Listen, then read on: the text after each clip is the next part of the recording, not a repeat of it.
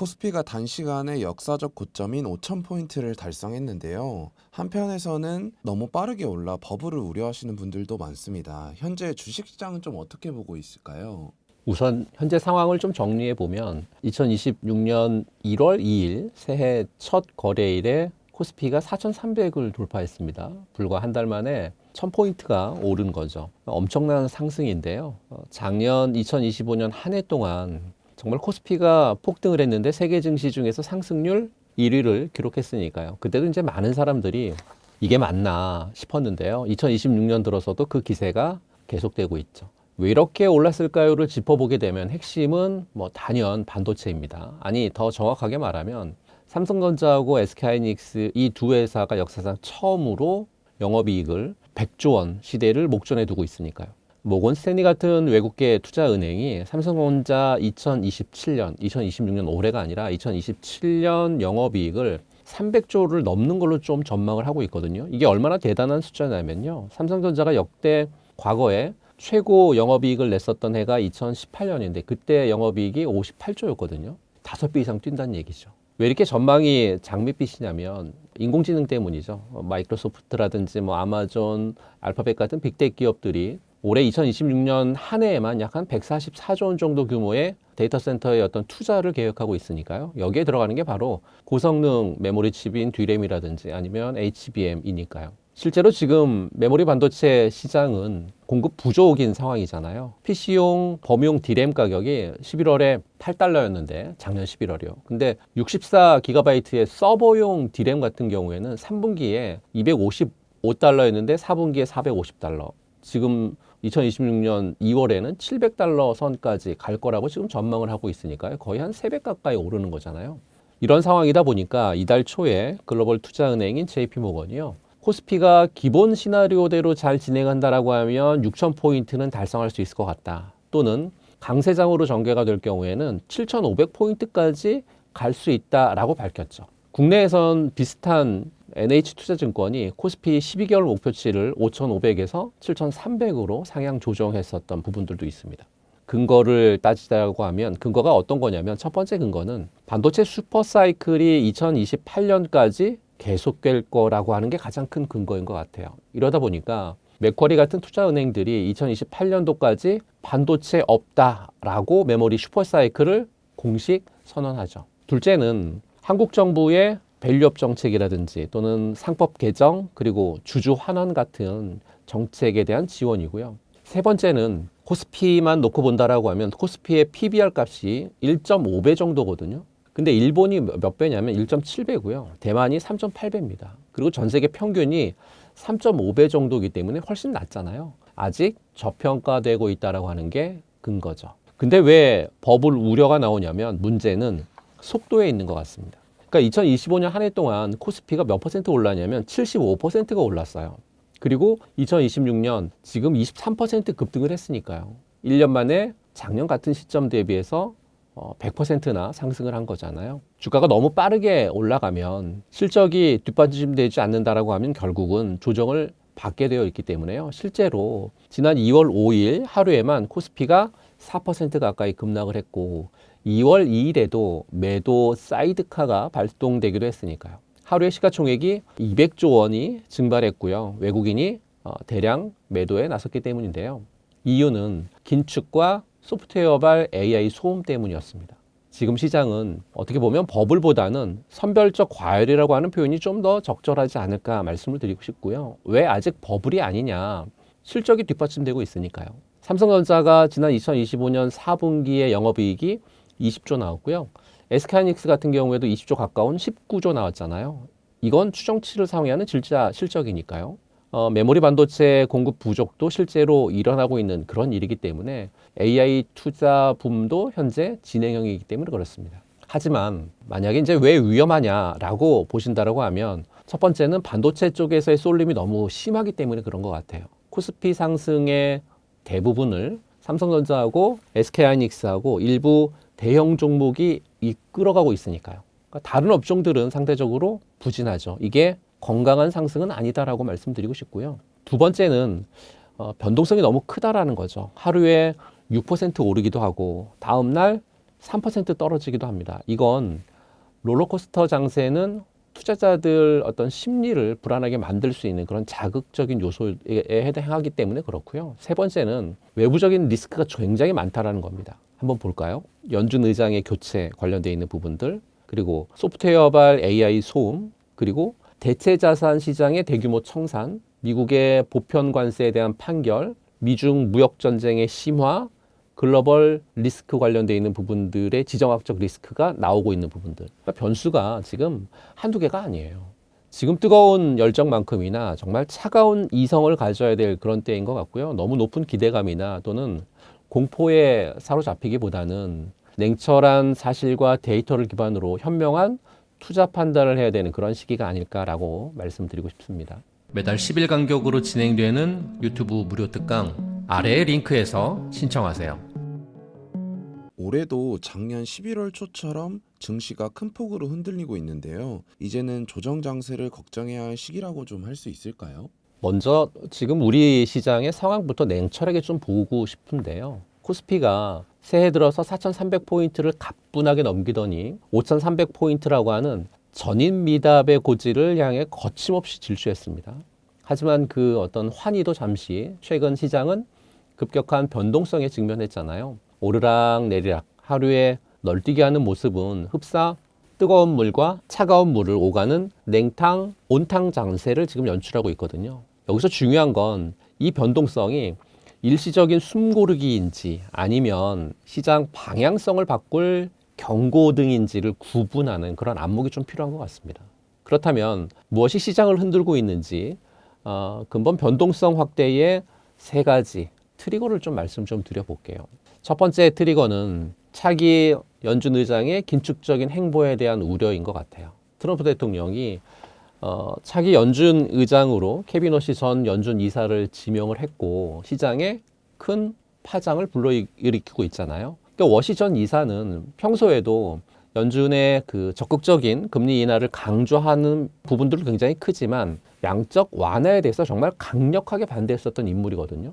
그러면서 연준은 물가 안정이라고 하는 고유 역할에 집중해야 된다라고 주장해온 그런 인물입니다. 또한 자본 활용의 효율성을 저해하는 규제에 대해서도 굉장히 비판적인 시각을 갖고 있는 인물이거든요. 그의 지명으로 시장은 유동성에 대한 어떤 긴축 그리고 정책 불확실성에 대한 우려를 키우면서 민감하게 반응을 했던 거죠. 두 번째는 대체 자산, 그러니까 귀금속이라든지 아니면 암호화폐 시장의 대규모 청산이에요. 최근 코인 시장이 급격히 하락하는 하락세를 보였잖아요. 안전자산으로 여겨지던 금, 은 역시 약세를 면치 못하고 있습니다.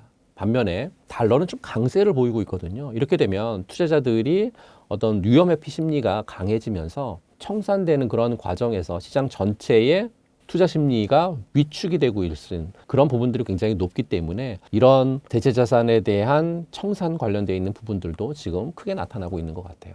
글로벌 자산 시장이 심상치 않다라고 하는 인식이 확산이 되면 당연히 주식시장도 영향을 받을 수밖에 없잖아요.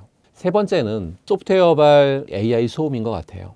AI 산업은 2026년 올해 시장을 주도하는 가장 강력한 테마 중에 하나였지만 최근에 일부 소프트웨어 기업들의 AI 관련되어 있는 실적 발표가 시장에 어떤 과도한 기대치를 충족시키지 못하거나 기술 경쟁 심화에 대한 우려가 불거지면서 AI 소음이 지금 발생하고 있거든요. 이건 어떻게 보면 너무 많이 올랐으니까 이제는 쉴 때라고 하는 시장의 메시지처럼 AI 관련주 전반에 걸쳐서 차익 실현 매물을 현재 유도하고 있습니다.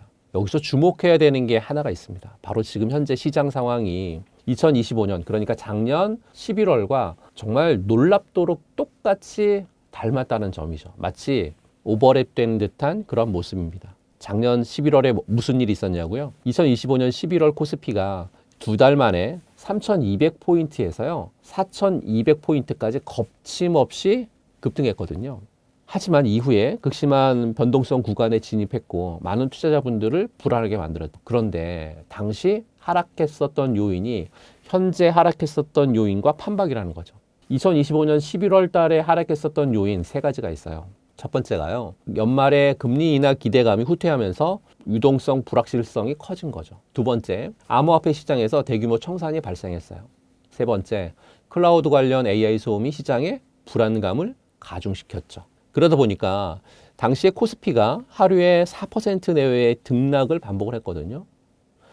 글로벌 최대 변동성을 기록했습니다. 하지만 그때도 말씀드렸던 것처럼 추세 하락이 아니라 건전한 조정이다라고 말씀을 드렸고, 결국에는 유동성 향방이 결정된 후에 시장은 숨고르기를 마쳤고요. 약 2개월 뒤에 전고점을 돌파하면서 한 단계 레벨업에 성공했잖아요. 지금 시장 역시 그때하고 유사한 유동성의 흐름, 수급적인 상황, 그리고 하방 지지력을 보이고 있습니다. 2025년 11월 조정의 본질이 금리 인하 불확실성이었다라고 하면 2026년 2월의 조정은 차기 연준 의장의 정책 불확실성에 있는 거잖아요. 과거 12월 금리 인하가 확실시되면서 유동성 우려가 해소가 됐고 시장이 반응했듯이 이번에도 케빈 허시의 어떤 청문회가 정말 중요한 변곡점이 될 걸로 보이고 있는데요. 케빈 허시의 청문회가 3월 내지는 4월 정도로 지금 예상을 좀 하고 있습니다. 그의 입을 통해서 정책 경로가 명확해진다라고 하면 막연한 공포에 기인한 어떤 유동성 우려는 정말 빠르게 해소될 수 있지 않을까라고 판단하고 있습니다. 결론적으로 이번 변동성 확대 이슈들은 시장의 근본적인 어떤 방향성을 바꾸는 요소는 아니다라고 판단하고 있고요. 오히려 단기 급등에 따른 피로감을 해소하고 또 과열된 심리를 식히는 건강한 조정 국면으로 보는 것이 좀 합리적인 구간 아닐까라고 말씀 좀 드리고 싶습니다. 우리나라 증시는 외국인들의 매수세에 민감한 모습을 보여준다고 하는데요. 지금 외국인들이 눈여겨보는 주식은 어떤 주식이라고 할 수 있을까요? 외국인을 한마디로 일컬어서 영원한 큰손이자 설계자다 이렇게 얘기하잖아요. 그들이 움직이는 데는 다 이유가 있는 것 같고요. 외국인이 지금 이렇게 변동성이 높은 장에서도 정말 몰래 담고 있는 바구니를 여러분들에게 좀 말씀 좀 드려볼게요. 외국인들이 담고 있는 첫 번째 바구니는 밸류업의 실질적인 수혜주를 담고 있는 것 같아요. 모건 스탠리나 골드만삭스 같은 글로벌 투자 은행들이 한국의 기업 밸류업 프로그램을 이제는 진짜로 인정하기 시작했다라는 거죠. 2025년 초까지만 해도 이들이 이런 얘기를 굉장히 많이 했어요. 말만 저러다가 끝내겠지 하던 외국인들이 삼성전자, 현대차를 필두로 한 대규모 자사주 소각 공시를 보고 눈이 떠진 거죠. 특히 지금 외국인들이 주목하는 건 금융주하고 지주사 쪽도 굉장히 주목을 하고 있거든요. 장부 가치가 1배도 안 되는 회사가 배당을 5% 넘게 주고 주식까지 소각한다? 외국인 입장에서는요, 이보다 맛있는 먹잇감은 없는 것 같습니다. 지금 지수가 흔들릴 때 외국인 매수 상위를 보시게 되면 배당 수익률이 확정적인 우량 가치주들, 그들이 아주 조용히 확실하게 담고 있는 그런 종목군들이 아닐까 싶고요. 두 번째 바구니를 열어보면 AI 소음을 뚫고 나가는 실적이 있는 반도체 종목들 담고 있는 것 같아요. 오늘이 촬영한 날이 2월 11일인데 요즘 AI 거품 논이니 또는 소프트웨어발 악재니 소음이니 이런 말들 굉장히 많거든요. 하지만 외국인들은 영리합니다. 껍데기뿐인 AI 서비스 기업은 팔아치워도요. HBM4라든지 아니면 CXL 같은 핵심 하드웨어 기업들은 절대 팔지 않고 있거든요. 최근에 나온 반도체 리포트를 보면 삼성전자하고 SK하이닉스의 2026년 상반기 HBM4에 대한 물량은 이미 솔드아웃이거든요. 외국인은 소음을 보지 않고요. 수주의 잔고를 봅니다. 지금 지수가 밀릴 때 외국인이 반도체의 대장주를 담는 건 올해 6,000포인트를 향한 기술적인 베팅이 아닐까라고 판단하고 있고요. 세 번째 바구니, 이게 굉장히 중요한 것 같아요. 바로 지정학적 리스크를 역이용하는 K방산과 원전인데요. 지금 트럼프 행정부가 들어서고 그리고 케빈 허시가 긴축을 얘기하면서 전 세계가 좀 긴장하고 있거든요. 근데 이 불안감이 커질수록 외국인들이 더 담는 주식이 있죠. 바로 한국의 방산주입니다. 유럽과 중동이 불안할수록 한국 무기는 더 잘 팔린다라고 하는 공식이 외국인들 머릿속에 있는 것 같습니다. 거기에 최근 소식을 보게 되면 체코에 이어서요. 동유럽 국가 중에 추가 원전 수주 가능성이 지금 90%를 넘는다라고 하는 소식들이 계속 들려오고 있거든요. 외국인들은 한국의 가성비라든지 또는 납기 준수 능력을 하나의 거대한 브랜드로 보고 있습니다. 단순히 테마로 접근하는 게 아니라 대한민국의 국가 경쟁력 자체에 베팅하고 있다라고 보시면 될 것 같습니다. 물론 외국인이 산다고 무조건 따라 사는 건 잘못된 판단이겠죠. 하지만 외국인이 왜 사는지 그 로직을 이해하는 건 저는 고수다라고 말씀드리고 싶은데요. 지금 외국인은 금리 인하가 늦어질 수 있다라고 하는 워시 리스크를 이길 수 있는 정말 확실한 이익과 강력한 주주 환원을 가진 종목으로 대피하고 있다라고 보시면 될 것 같고요. 외국인 형님들이 담는 세 가지 바구니를 참고해서 이번 조정장의 포트폴리오를 진짜 배기들로 리밸런싱 하시면 좋겠다라는 말씀 드리고요. 외국인은 절대 손해보는 장사 하지 않거든요. 그들이 지수 5,000선 아래에서 물량을 받아내고 있다라고 하면 그건 다음 목적지가 5,300이 아니라 그 이상이라고 하는 증거일 수 있거든요. 공부하는 개미는 외국인을 이길 수는 없어도요. 외국인의 등에 올라타서 같이 갈 수는 있으니까요. 작년에 조선 원전 방산을 놓쳐서 아쉬워하는 분들이 많은데요. 올해 주가 조정이 시작된다면 어떤 주식을 눈여겨보면 좋을까요? 눈여겨볼 종목들이 굉장히 많은데 첫 번째는 역시 반도체인 것 같아요. 이건 변함이 없는 것 같습니다.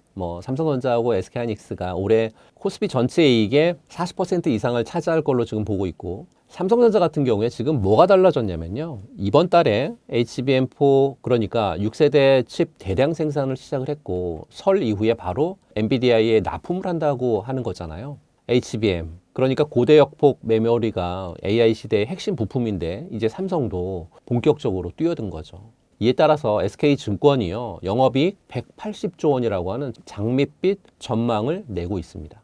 SK하이닉스 이미 HBM 시장에서 압도적이거든요. HBM3 2단은 3E의 12단 같은 경우에 세계 최초로 양산을 했고 HBM4도 샘플 공급 시작했거든요. 엔비디아 쪽에 HBM 공급에서 70% 이상이라고 하는 점유율을 확보하고 있고 이러다 보니까 IBK 증권에서는 올해 영업이익을 170조 원까지 전망치를 높이고 있거든요. 그것 때문에 최근에 93만 원까지 주가가 폭등했죠. 두 번째 볼 섹터는 AI 데이터 센터 전력 인프라 쪽인 것 같아요. 그러니까 GPU가 아무리 많아도 전력이 없으면 소용이 없잖아요. 엔비디아 GPU 하나당 필요한 전력이 최대 700W인데요. 데이터 센터 전력 밀도는 기존보다 10배 늘어났습니다. 최근에 메타의 저커버거 CEO가 이런 말 했어요. GPU 가뭄은 끝났고 앞으로 AI 성장은 전력이 좌우할 거다라고요. 미국만 봐도 2030년까지 데이터 센터 전력 수요가 240테라와트시까지 추가될 거거든요. 2024년에 얼마였냐면 2024년보다 지금 2030년까지 늘어나는 양이 거의 한 2배 이상 늘어나고 있는 그런 상태로 전개가 되고 있습니다. 근데 문제는 전력망 연결 대기 시간이에요. 수년 단위로 늘어나고 있다라고 하는 거거든요. 그래서 지금 뭐가 터지고 있냐? 변압기하고 케이블, 그리고 배전반 업체들의 매출이 폭발하고 있거든요. 미국의 중소형 변압기 수입 시장이 연평균 44% 성장하고 있고 한국산 점유율이 2020년에는 9%였거든요. 근데 2024년에 16%로 급증합니다. 이에 따라서 미국에 인증받은 국내 기업들, 특히 데이터 센터 쪽에서의 어떤 특화된 제품을 보유한 회사들은 M&A 시장에서도 굉장히 지금 주목을 받고 있거든요. 종목을 말씀드리면 효성중공업이라든지 LS 일렉트릭이라든지 또는 HD 현대 일렉트릭 같은 전력기기 업체들이 여기에 해당되는데 이 회사들 주가 흐름을 보면 정말 삼성전자 못지않게 올랐습니다. 두 번째 터지는 건 ESS 시장이 커지고 있습니다. AI 데이터 센터는 전력 사용이 특정 순간에 급격하게 치솟는 순간 피크가 굉장히 문제거든요. 여기에 재생 에너지까지 늘어난다라고 하면 발전량이 날씨에 따라 흔들릴 거잖아요. 그래서 ESS가 필수인 거죠. 정부가 2038년까지 23기가와트 정도 규모의 장주기 ESS를 확보할 계획이다라고 밝혔거든요. 특히 2028년, 2029년에 필요한 2기가와트에 대한 물량은 올해 2026년부터 선제적으로 확보한다고 했습니다. 그러면 누가 수혜를 받을까요? 당연히 LG에너지솔루션, 삼성 SDI 같은 대장주들이 수혜를 받겠죠. 세 번째 터지는 건 원자력도 빼놓을 수 없을 것 같아요. 정부가 신한울 3호기, 4호기 건설을 확정을 했고 SMR도 추진 중에 있잖아요. 두산 에너빌리티가 핵심 설비 공급을 맡고 있고 또 한전이 설계라든지 엔지니어링 담당하고 있는데 최근에 이 두 종목이 뛴 것도 이런 기대감에 뛰었기 때문에 잘 지켜보실 필요가 있을 것 같고요. 세 번째로 눈여겨볼 섹터는 조선 방산 기계 섹터인 것 같아요. 그러니까 하나 에어로스페이스, 현대 로템, 하나 오션 같은 종목들이 계속 주목받고 있거든요. 미국의 제너럴 일렉트릭 에어로스페이스에 대한 실적 서프라이즈라든지 또는 한미 통상 협상이라든지 또 동유럽 쪽에서 나오고 있는 수출 기대감에 대한 모멘텀이 굉장히 크게 작용하고 있고, 작년에 조선 방산이 잘 나갔던 이유는 결국 기계공학의 승리였잖아요. 근데 올해부터는 그 기계에 뭐가 탑재되냐? 두뇌의 AI가 탑재가 되는 거죠. 굉장히 무시무시한 속도로 탑재가 됩니다. 이제는 휴머노이드 로봇이 공장에 배치가 되고 자율주행 소프트웨어가 실제 수익을 내기 시작하는 원년이 될 것으로 좀 판단하고 있고요. 특히 테슬라의 FSD의 라이센스 판매라든지 아니면 국내 대기업들의 로봇에 있어서의 양산 계획이 올해 상반기에 굉장히 집중되어 있거든요. 잘 지켜보실 필요가 있을 것 같고요. 조선주가 배를 만들듯 이제는 로봇이 사람의 노동력을 대체하는 그런 시대가 왔습니다. 주가가 눌림목을 줄 때 로봇 감속기나 또는 센서라든지 그리고 뭐 자율주행 소프트웨어 쪽에서의 핵심 기술을 갖고 있는 그런 종목들 잘 지켜보실 필요가 있지 않을까라고 말씀드리고 싶습니다. 현재 상황에서 주식과 현금 비중은 어느 정도가 적당하다고 보시나요? 또 주식 비중을 늘리고 줄이는 시장의 신호는 무엇일까요? 현재 시장 상황을 종합해 볼 때 제가 추천하는 황금 비율은 둘로 나눌 수 있을 것 같아요. 그러니까 보수적인 투자자분, 그다음에 공격적인 투자자분. 만약에 내가 보수적인 투자자다라고 하면 주식은 한 70%, 현금은 30%. 공격적인 투자자라고 하면 주식은 80%, 현금은 20%. 질문하실 수 있어요. 어떤 질문? 코스피가 7천 간다고 하는데 왜 주식으로 100%안 채우느냐라고 물으실 텐데요. 주식이 확률이 아니라 대응의 영역이잖아요. 지금은 상승 사이클의 중반에 와 있거든요. 돈은 벌리는데 변동성이 좀 커진 구간이라고 판단할 수 있어서요. 보수적인 투자자로 볼 때 주식 70%는 삼성전자라든지 SK하이닉스 같은 반도체 쪽에서의 대장주라든지 아니면 전력 인프라 또는 로봇 같은 실적이 찍히는 주도주에 꽉 채워두실 필요가 있을 것 같고요. 지수가 조정을 받더라도 이들 섹터 종목들은 먼저 회복을 할 수 있는 부분들입니다. 현금 30% 이건 포기한 돈이 아니에요. 그러니까 케빈 워시의 매파적인 발언이라든지 또는 트럼프 대통령의 관세 이슈로 시장이 갑자기 툭 떨어질 때 남들 비명 지를 때 헐값에 쇼핑할 수 있는 가장 강력한 무기죠. 현금이 없으면 기회가 와도 구경만 해야 되니까요. 사실 그게 제일 고통스러운 법이잖아요. 두 번째, 주식 비중을 늘려야 할 때 시장이 보내는 몇 가지 신호가 있습니다. 첫 번째 신호는 실적의 질이 바뀌는 순간이에요. 단순히 매출이 느는 게 아니라 에코프로 사례처럼 적자에서 흑자로 전환하거나 아니면 영업이익률이 드라마틱하게 개선되는 종목들이 속출할 때라고 보고 있거든요. 특히 최근처럼 공급망이 재편되고 또 전고체나 로봇처럼 신기술이 상용화되는 그런 시점에는 관련 기업들의 수주 잔고는 굉장히 많이 찍힐 거거든요. 뉴스도 자주 나올 거거든요. 그러면 그거는 진짜 간다라고 하는 신호이기 때문에 잘 체크하실 필요가 있을 것 같고, 두 번째는 물가하고 금리의 피크아웃입니다. 물가 상승률이 중앙은행 목표치에 근접하면서 안정화될 때이거든요. 이렇게 되면 중앙은행의 어떤 긴축 부담을 덜어줘서 시장에 긍정적인 신호를 보낼 수 있고, 거기에 환율이 안정을 찾고 또 중앙은행에서 금리 인상은 끝났고 언제 내릴지를 고민 중이다라고 하는 뉘앙스가 나올 때 주식시장은 가장 뜨겁게 가장 먼저 반응하는 경우가 굉장히 많거든요. 세 번째는 경제 지표 중에서 GDP 성장률이라든지 아니면 제조업 PMI 지표라든지 또는 실업률 지표, CPI 지표 같은 이런 지표들을 꼭 보실 필요가 있습니다. 지표가 예상치를 상회하면서 회복 조짐을 보일 때는 특히 제조업 PMI 같은 경우에 50이 기준점인데요. 50을 넘어서면서 확장 국면으로 전환되거나 실업률이 하락할 때는 굉장히 긍정적이거든요. 그렇다라고 하면 주식 비중을 줄여야 할 때 시장이 보내는 신호도 분명히 있습니다. 주식 비중을 줄여야 될 때 가장 첫 번째는 옆집 아주머니도 주식 얘기할 때입니다. 우스갯소리 같지만 30년 동안 변하지 않은 진리니까요.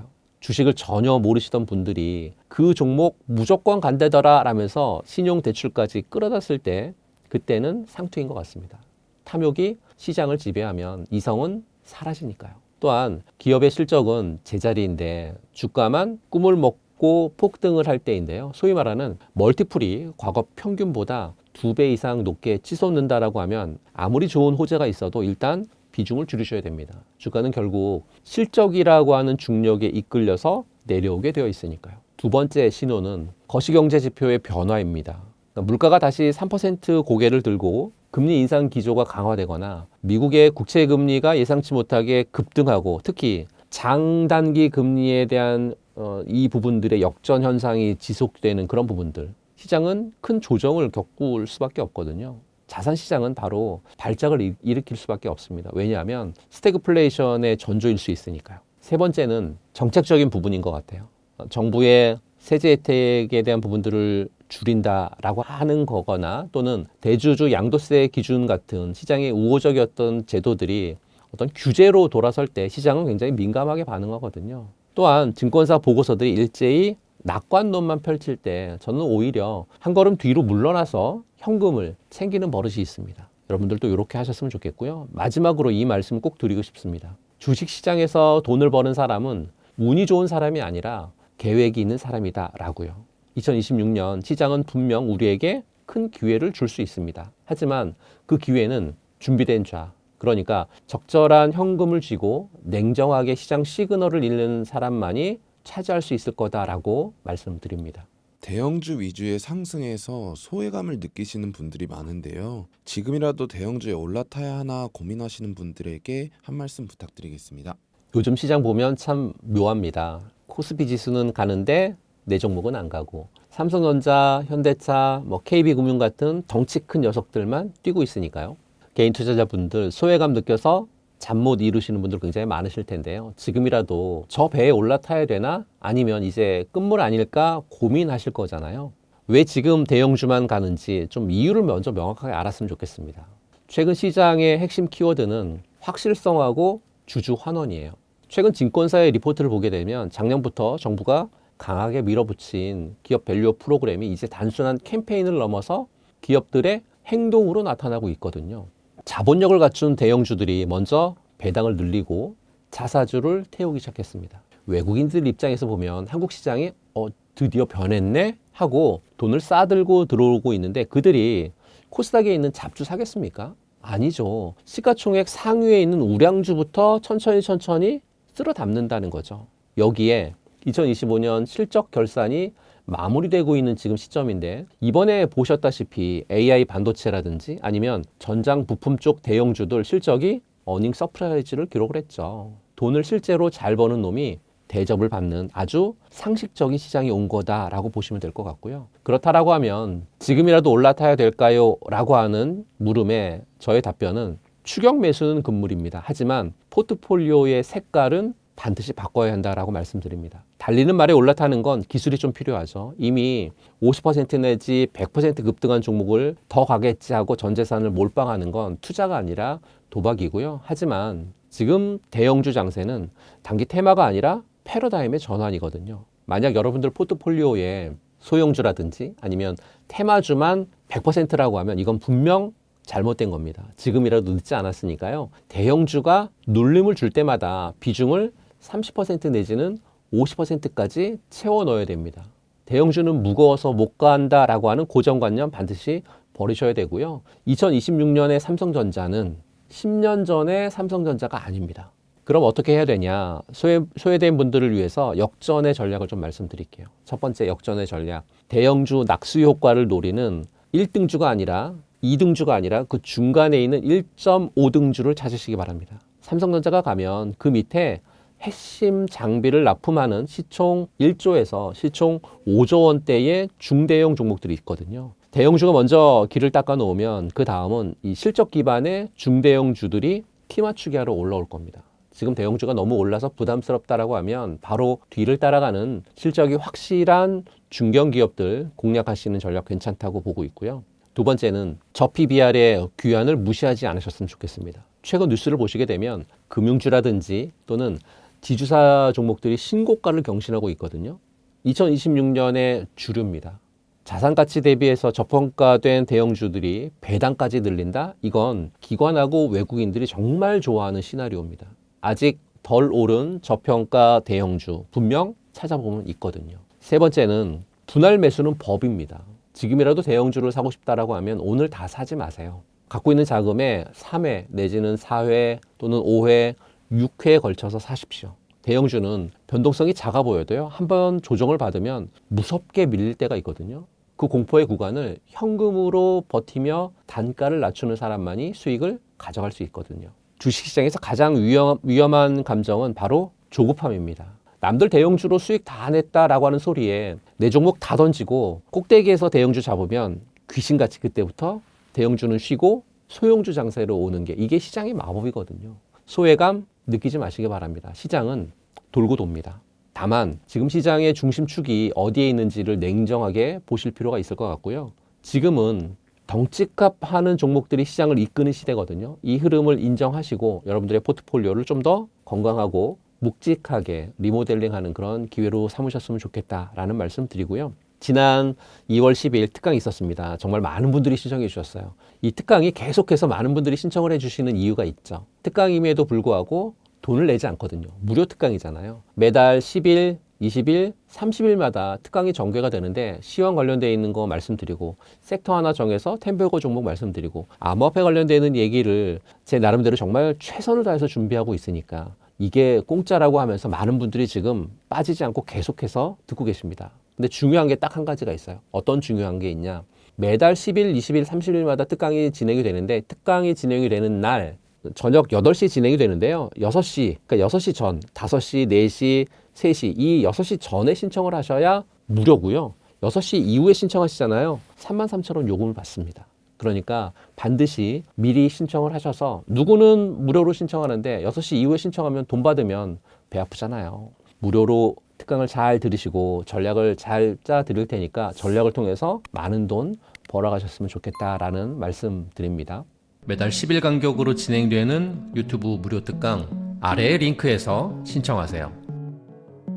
AI 버블 우려를 뒤로 한 채 AI 투자가 이어지고 있는데요. AI 투자는 사이클에 어느 정도 와 있고 앞으로 더 커질 수 있다고 보시나요? 먼저 숫자부터 한번 보실 필요가 있을 것 같아요. 지금 글로벌 빅텍들이 AI에 얼마나 돈을 쏟아붓고 있냐면 지금 오픈 AI가 추진하고 있는 스타게이트 프로젝트만 해도 최대 700조 원 투자하고 있거든요.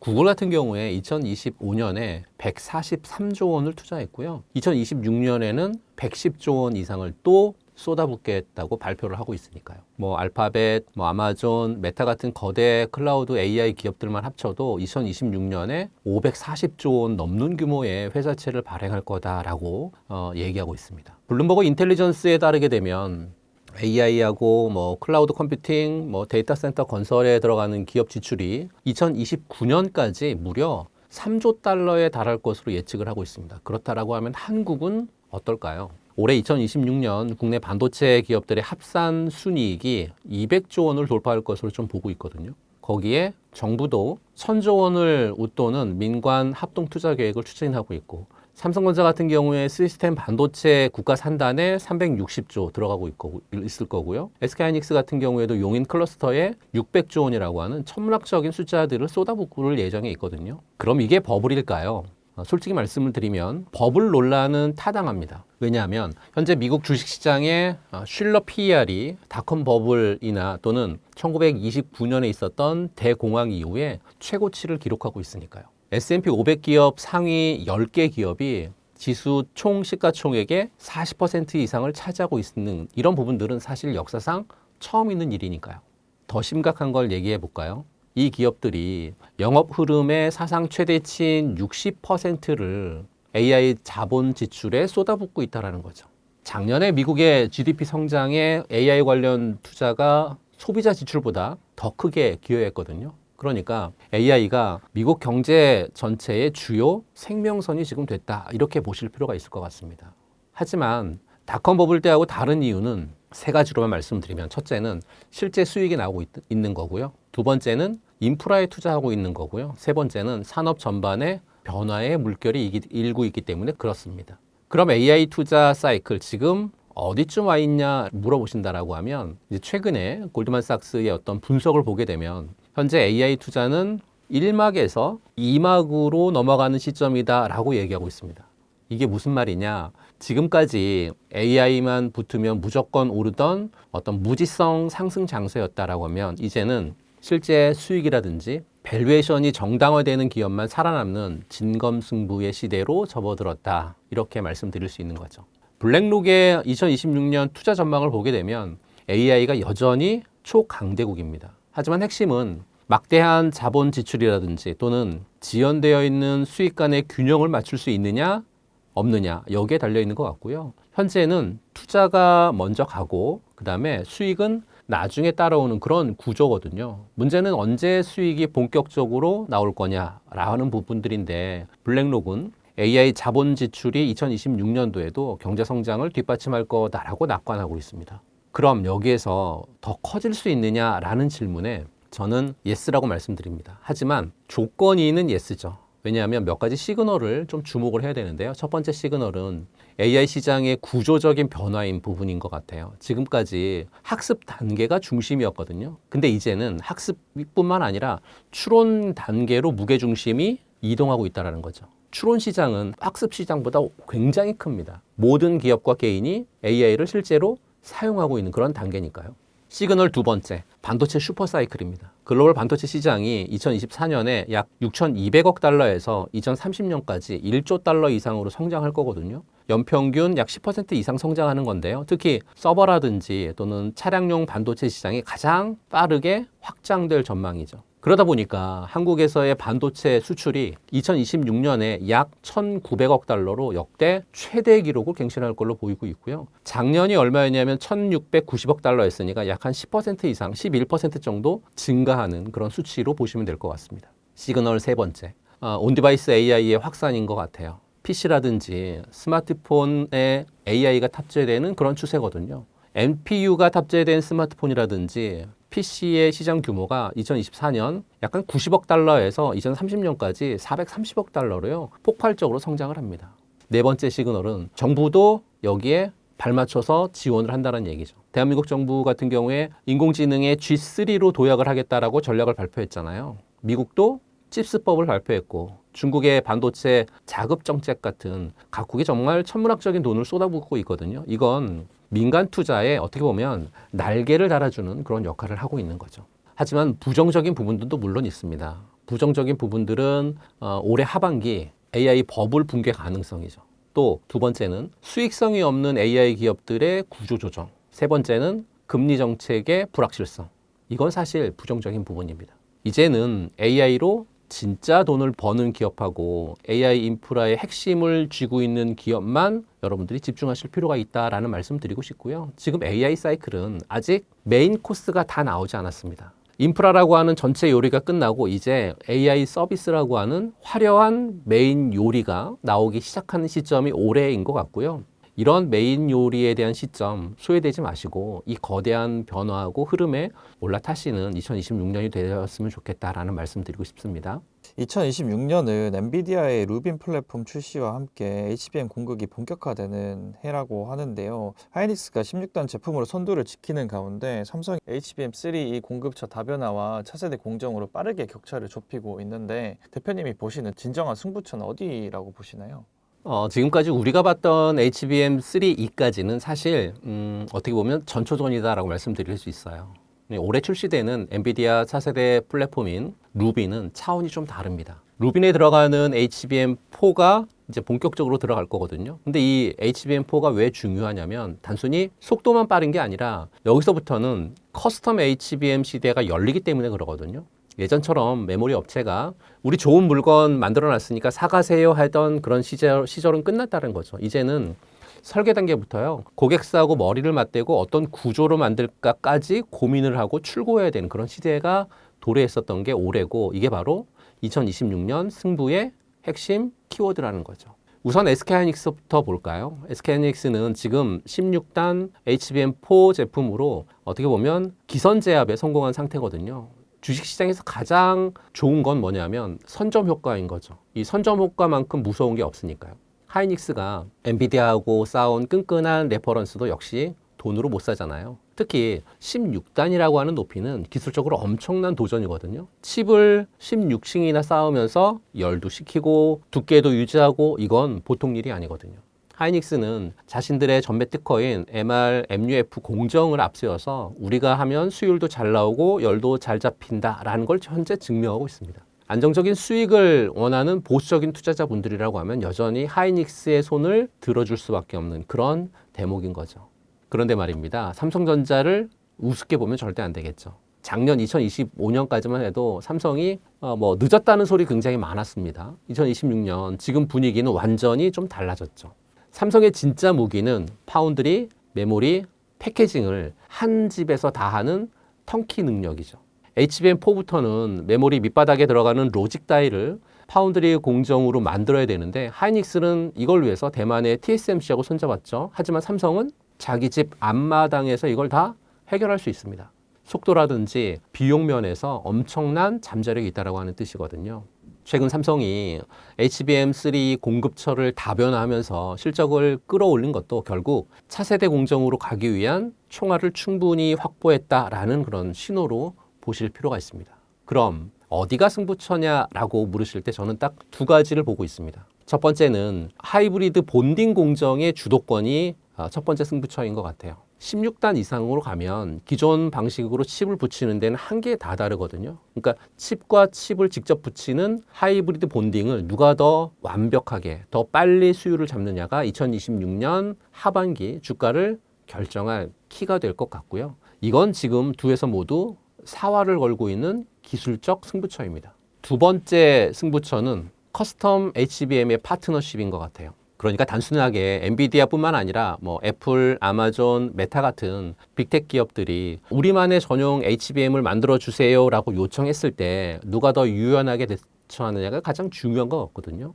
여기에서 삼성의 시스템 반도체 설계 능력과 하이닉스의 메모리 기술력이 정면 충돌할 거니까요. 여기에서 우위를 잡는 기업이 선두를 나설 수 있겠죠. 지금은 기술적 우위의 하이닉스하고 종합 솔루션의 삼성전자가 서로의 영역을 침범하면서 파이를 키우고 있는 그런 구간이거든요. 승부처는 HBM4의 양산 수율 뉴스가 나오는 그 시점입니다. 언제냐고요? 힌트를 드리면 2026년 2분기 실적 발표 전후로 나오지 않을까 싶고요. 어느 한쪽에 압도적 수율 달성 기사가 반드시 뜰 건데 그때가 바로 비중 조절을 해야 되는 타이밍이 아닐까라고 말씀드리고 싶습니다. 최근 증권가에서는 삼성전자와 SK하이닉스의 합산 영업이익이 200조, 220조 원에 달할 것이란 전망이 나왔는데요. 삼성전자, SK하이닉스 지금이라도 투자해도 늦지 않은 거라고 할 수 있을까요? 우선 숫자부터 한번 볼까요? 증권가 전망이 얼마나 파격적인지 말씀을 좀 드리면 노무라 증권 같은 경우에 삼성전자 2026년의 영업이익을 133조로 잡고 있습니다. SK하이닉스 같은 경우에는 99조로 잡고 있고요. 두 기업을 합치면 230조가 넘어가거든요. 근데 UBS는 좀 더 공격적인 것 같아요. 삼성전자 135조로 잡고 있고요. SK하이닉스는 124조로 잡고 있으니까요. 합산하면 거의 한 260조 가까이 되는 거잖아요. 그런데 모건스탠리, 심지어 모건스탠리는요. 삼성전자만 265조 원이라고 하는 정말 엄청난 숫자를 던지고 있습니다. 이게 얼마나 대단한 수치냐면요. 그동안 이제 삼성전자 과거에 역대급 실적을 달성했었던 적이 언제냐? 2018년 58조 원이었거든요. 4배를 넘기는 거거든요. 4배를 넘기는 그런 수치를 지금 얘기하고 있는 겁니다. 게다가 두 회사가 동시에 영업이익 100조 클럽에 진입할 가능성이 보이는 건 한국 기업 역사상 처음 있는 일입니다. 지금이라도 투자 늦지 않은 것일까요? 라고 하는 질문에 저는 이렇게 말씀드리고 싶습니다. 지금도 늦지 않았다. 하지만 전략적으로 접근해야 된다라고 말씀드립니다. 먼저 늦지 않은 이유를 말씀드리면 늦지 않은 이유 첫 번째, 범용 D램의 가격은 계속 급등하고 있습니다. 2025년 11월 기준으로 보게 되면 PC에 들어가는 DDR4 8GB 가격이 8달러였거든요. 그러니까 2025년 1월 달에 1.3달러였으니까 6배 정도 뛴 거거든요. 서버용 DDR5 64GB 모듈은 현재 780달러인데 불과 몇 달 전만 해도요 200달러 수준이었어요. 트렌드포스가 2026년 1분기에만 D램 가격이 23%에서 30%가량 더 오를 거다라고 지금 보고 있기 때문에 계속해서 D램 가격이 올라가는 이런 상황이 현재 펼쳐진다는 거죠. 그럼 왜 이렇게 오르는지에 대한 이유도 있을 거 아닙니까? 삼성전자하고 SK하이닉스가 HBM 생산에 올인하면서 범용 D램 생산 라인을 줄이거나 아예 폐쇄했기 때문이죠. DDR4는 양사 모두 사실상 단종 수준을 좀 받고 있고 DDR5도 HBM 생산 때문에 여력이 지금 현재 부족한 상황이기 때문에 가격이 뛰는 거죠. 여기서 놀라운 반전이 일어납니다. 범용 D램의 수익성이 HBM을 역전할 거다라고 하는 전망이 나왔으니까요. 어디서요? UBS에서요. UBS가 2026년 1분기 기준으로 HBM의 영업이익률이 한 62% 정도 됐는데 범용 D램 같은 경우에는 67%를 지금 잡고 있으니까요. 두 번째, 2026년에 메모리 물량이 이미 완판됐기 때문입니다.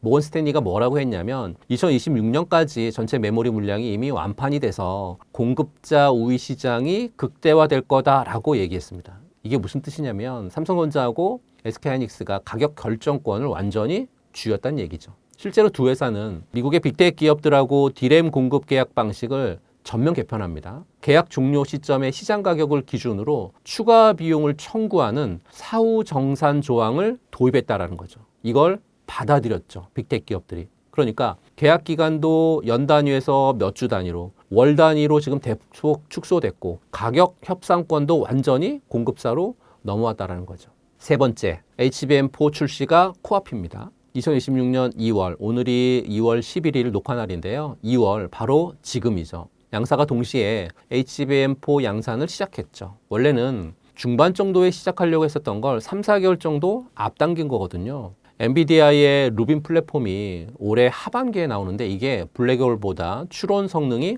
5배 향상이 되고 토큰당 비용 같은 경우는 10분의 1로 낮췄다고 하니까 굉장히 발빠른 그런 제품이 나오는 거잖아요. 이러다 보니까 SK하이닉스는 엔비디아의 HBM4 물량의 지금 70% 정도를 담당할 걸로 보여지고 있고요. 삼성전자도 HBM 점유율을 2025년 2분기에 몇 %였냐면 한 17%였거든요. 그걸 3분기에 35%로 급등시키면서 좀 빠르게 격차를 현재는 좁히고 있습니다.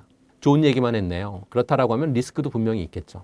첫 번째 리스크는 지금 외국인들의 매도세인 것 같아요. 그 두 번째 리스크는 AI 투자의 둔화 가능성이 두 번째 리스크인 것 같습니다. 늦지 않았다고 말씀드렸지만 그렇다고 무작정 지금 당장 몰빵 투자하라라고 하는 의미는 절대 아니고요. 전략적인 접근 방법이 좀 필요합니다. 전략적인 접근 방법 중에 첫 번째는 눌림목을 좀 기다리시라고 말씀드리고 싶어요. 아무리 좋은 주식도 계속해서 우상향으로 가지 않거든요.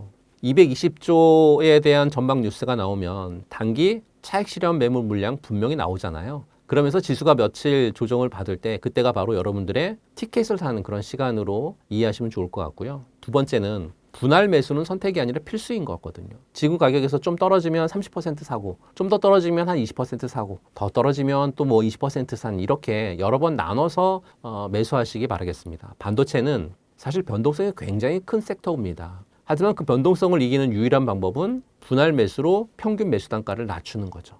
세 번째는 C계열을 좀 넓히셨으면 좋겠습니다. 무슨 말씀이냐? 반도체 종목 삼성전자, SK하이닉스를 오늘 사서 당장 다음 주에 팔 생각이면 사지 마세요.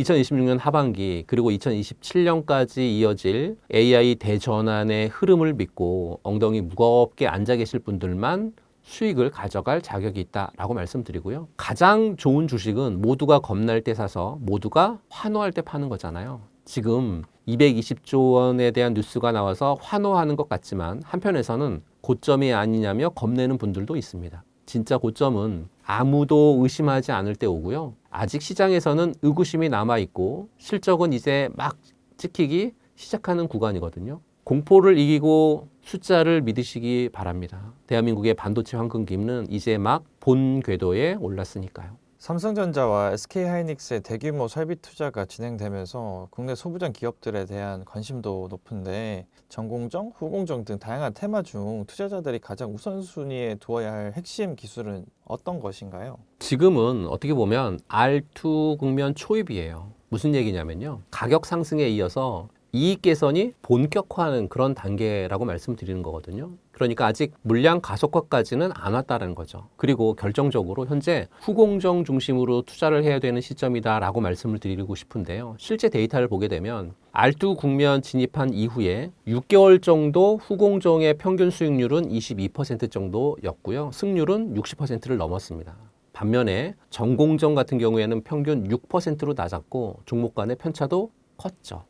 왜 그럴까요? 첫째는 HBM 투자가 후공정 수혜로 직결되기 때문입니다. 그래서 우선순위 핵심 기술 1순위는 어드밴스드 패키징입니다. 지금 삼성하고 하이닉스가 HBM4 양산에 들어가면서 후공정 핵심 장비인 TC본더 수요가 폭발하고 있죠. TC본더 한 대 가격이 한 30억 정도 됩니다. SK하이닉스만 해도 2026년 1월에 한미반도체하고 한화세미텍에 각각 약간 96억 정도 규모로 발주했죠. 이게 시작인 것 같습니다. 테크인사이츠는 TC본더 시장이 2026년부터 2030년까지 연평균 13% 성장할 걸로 지금 판단하고 있거든요. 현재 TC본더 시장의 1등은 한미반도체죠. 작년 3분기 기준으로 해서 점유율이 70% 넘었으니까요. 이렇게 보면 글로벌 독점입니다.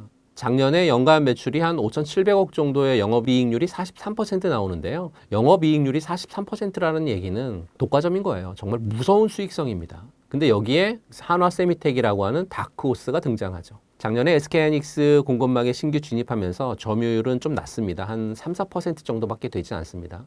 그런데 올해 1월 하이닉스로부터 동시 발주를 받았습니다. 한화세미텍은 4세대 하이브리드 본딩이라고 하는 것까지 지금 개발 중이어서 중장기에 대한 어떤 성장성도 좀 탄탄한 그런 형태로 전개가 되고 있습니다. 둘째는 반도체가 복잡해지면 뭐가 제일 문제냐면 바로 불량이 굉장히 문제거든요. 칩 하나 가격이 수천만 원을 호가하는 AI 시대에 불량 하나 나오면 손해가 막심하겠죠. 그래서 지금 고속 검사 장비하고 프로브 카드 시장이 엄청나게 뛰고 있습니다. 그러니까 테스트 장비하고 패키징 장비 수요가 급증하고 있다는 거죠. 세미 보고서를 보게 되면 2026년에 테스트 장비는 5%, 그리고 조립이라든지 패키징 장비는 15% 정도 성장할 거다라고 전망하고 있습니다. AI하고 HBM 수요 확대를 통해서 반도체 구조가 복잡해지면서 테스트하고 패키징 중요도가 더 커졌다라고 볼 수 있습니다. 반면에 전공정을 좀 얘기해 볼까요? 전공정은 좀 어떨까요? 솔직히 말씀드리면 사실은 전공정은 사실 대한민국 반도체 기업들보다 해외 독점 구조가 너무 강합니다. 아시는 것처럼 ASMR의 EUV 노광 장비 많이 들어보셨을 거예요. 또 어플라이드의 머티리얼즈의 증착 장비 굉장히 많이 들어보셨죠. 또 램 리서치의 식각 장비 같은 이런 초고가 장비들을 글로벌 소수 기업들이 시장을 완전히 장악을 하고 있습니다.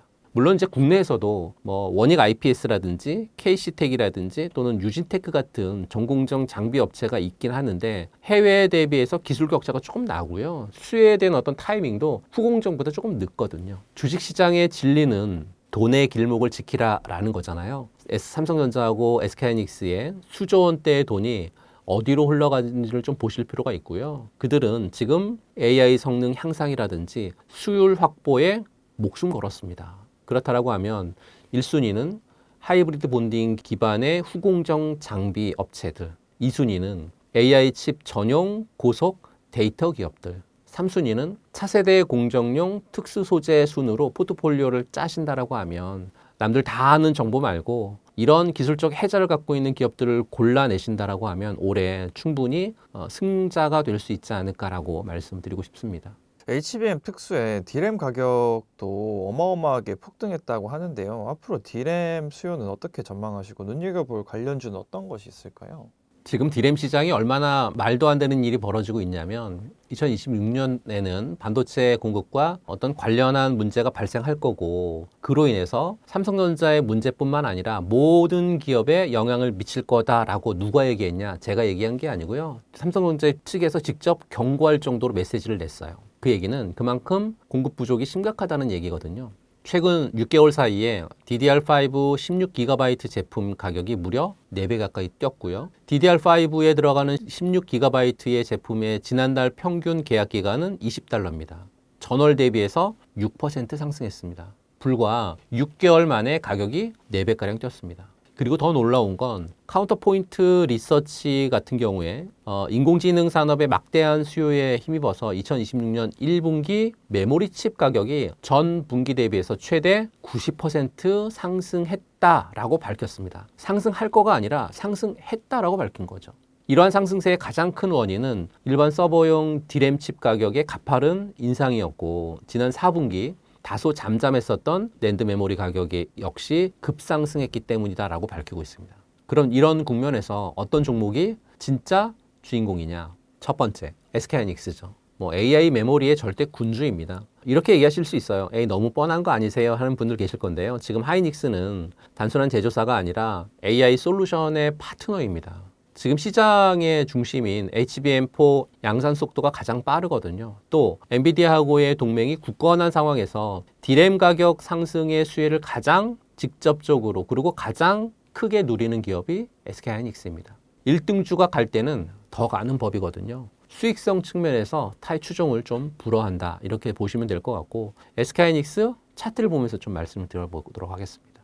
SK하이닉스의 일봉 차트인데요. 일봉에서 자리를 잡기란 여간 쉽지 않겠죠. 급등하고 있는 종목이기 때문에. 그렇다라고 하면 SK하이닉스의 주봉 차트에서 자리를 한번 잡아볼까요? 라인을 이렇게 두 개를 그어보도록 할게요. 이 라인 두 개 그은 건 어떤 의미냐면 지난 2월 초에 아래 꼬리를 길게 달았었던 그 라인이 지금 79만 원, 뭐 80만 원 정도 선 라인이거든요. 그러니까 80만 원 정도 선의 가격대를 이렇게 첫 번째 라인으로 좀 잡아볼 필요가 있어서요. 80만 원이라고 한 가격대 오면 한번 분할 매수 전략 필요할 것 같고 그 아래가 이제 71만 원 정도 구간인데 71만 원이 지난 1월 달에 아래 꼬리를 또 길게 달았었던 그 구간이거든요. 이렇게 두 가지의 라인을 분할 매수할 수 있는 전략으로 삼으시고 내려오게 되면 매수했다가 슈팅 나오면 수익 실현하는 그런 전략이 좀 필요한 종목이 SK하이닉스인 것 같고요. 두 번째 종목은 한미반도체입니다. 한미반도체를 최근 들어서 장비계의 에르메스, 본더의 제왕 뭐 이렇게 표현하고 있거든요. HBM을 만들려면 D램을 층층이 쌓아야 되는데 이때 필요한 TC 본더라고 하는 장비 이 회사가 독보적이고 최근에 2026년형 차세대 하이브리드 본더에 대한 공급 계약 뉴스가 조금 흘러나오고 있는 것 같아요. 이러다 보니까 HBM 단수가 높아질수록 한미반도체 장비 없이는 생산 자체가 안 되고 있습니다. 전 세계에서 이 기술력을 따라올 곳이 현재는 좀 마땅치 않고요. 그러면 슈퍼 의뢰 지위를 진 그런 기업이다라고 보시면 될 것 같고 그렇기 때문에 주가의 탄력성이 좀 상당하지 않을까 싶습니다.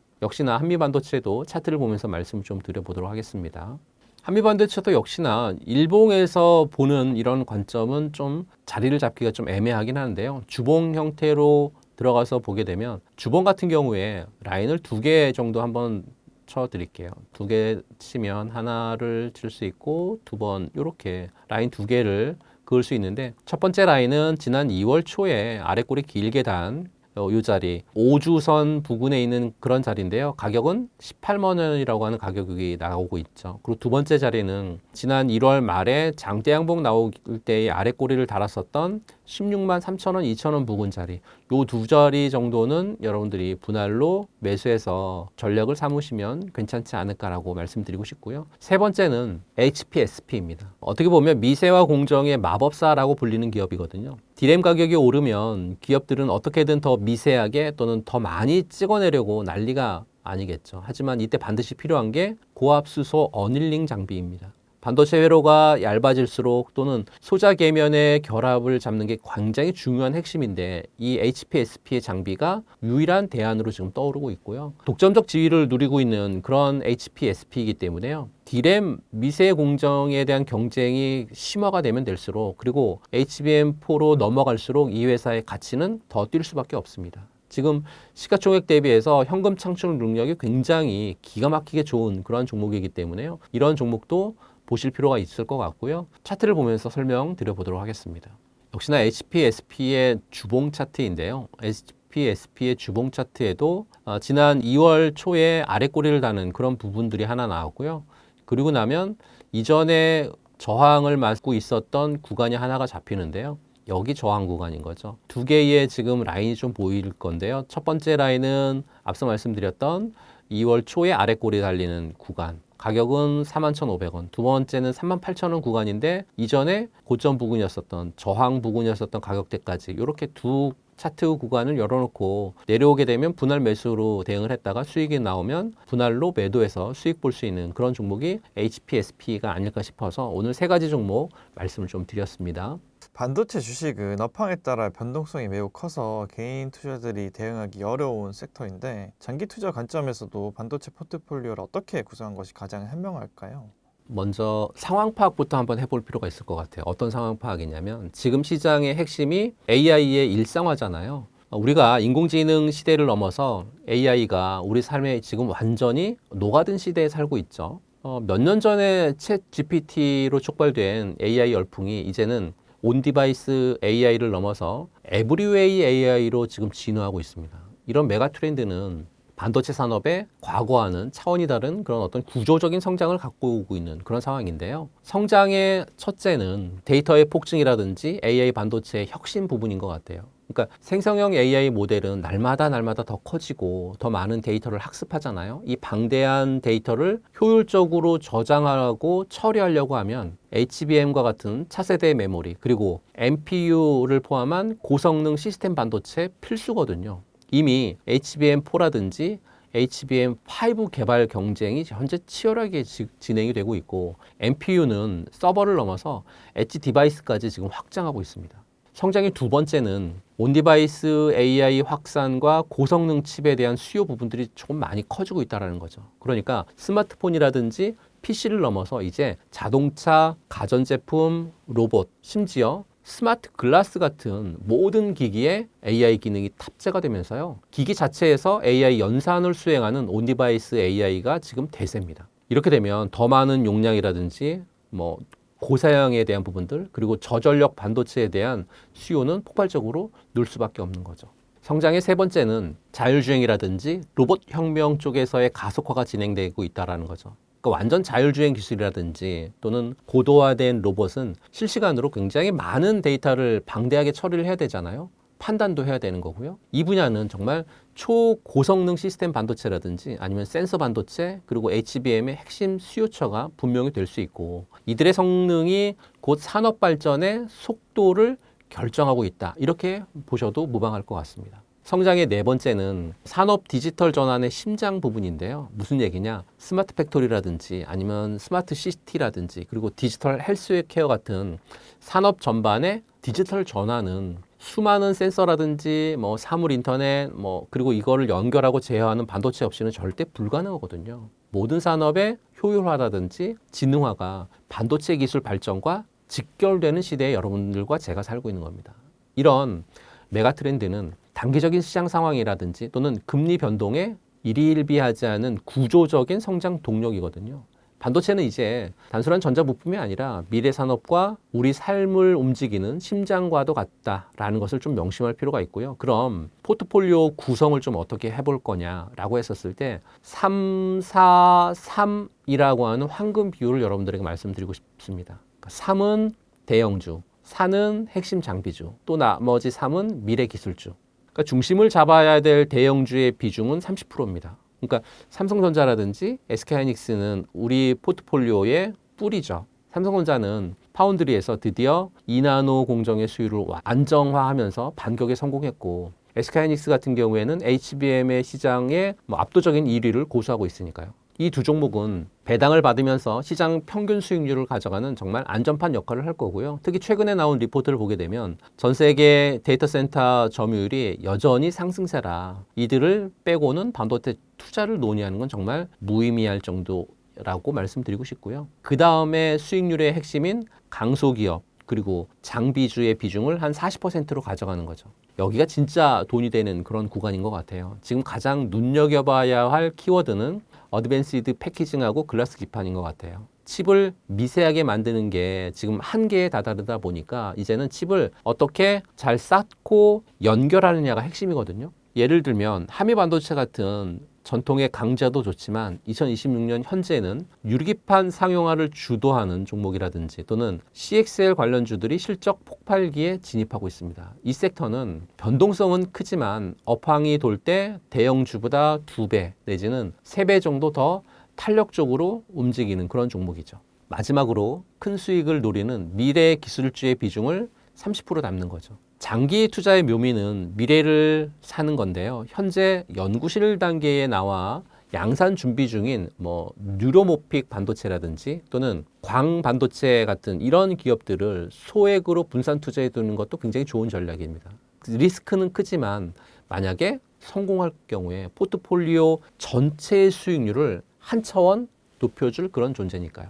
반도체는 인류의 기술 진보와 궤를 같이 하는 그런 산업이거든요. 단기적인 주가 등락에 흔들리지 마시고요. 원칙을 바탕으로 해서 견고한 투자 포트폴리오를 구축하신다라고 하면 분명 좋은 성과를 거두실 수 있을 거다라고 말씀드리고요. 지난 2월 10일 특강 많은 분들이 들어주셔서 대단히 감사하고 많은 분들에게 피드백 받았습니다. 정말 같이 하고 싶다. 동행 프로젝트 정말 좋은 건데 같이 하고 싶다라는 얘기 많이 들었고요. 여러분들에게 계속 매달 10일, 20일, 30일마다 특강이 전개가 되고 있는데 무료입니다. 무료로 전개되는 특강 반드시 들으셔서 제가 시험 관련되어 있는 얘기를 통해서 종목에 대한 전략, 업종 섹터에 대한 부분들을 선택을 해서 종목에 대한 전략, 암호화폐에 관련되어 있는 것도 마찬가지로 전반적으로 다 훑어드리고 있으니까요. 지금 저희 특강 들으신 분들이 굉장히 많아졌습니다. 폭발적으로 늘고 있습니다. 그래도 무료로 할 겁니다. 왜냐하면 이 특강을 통해서 많은 분들이 너무 좋다라고 하고 계시고 그걸 통해서 수익을 보고 있다라고 하는 소리까지 들리고 있으니까요. 저는 여러분들이 수익 본다라는 말이면 정말 충분합니다. 지금 많은 가족분들하고 이 얘기 어쩌면 들으실 수 있는데요. 새해 복 많이 받으시고요. 다가오는 2026년 정말 저하고 함께 하셔서 주식시장에서 잃지 않는 매매, 그로 인해서 여러분들의 계좌가 빨간색으로 전부 바뀌었으면 좋겠다라는 마음으로 늘 특강을 준비하고 있으니까요. 이번 특강을 통해서 많은 돈 벌어가셨으면 좋겠습니다. 근데 중요한 게 딱 한 가지가 있어요. 어떤 중요한 게 있냐.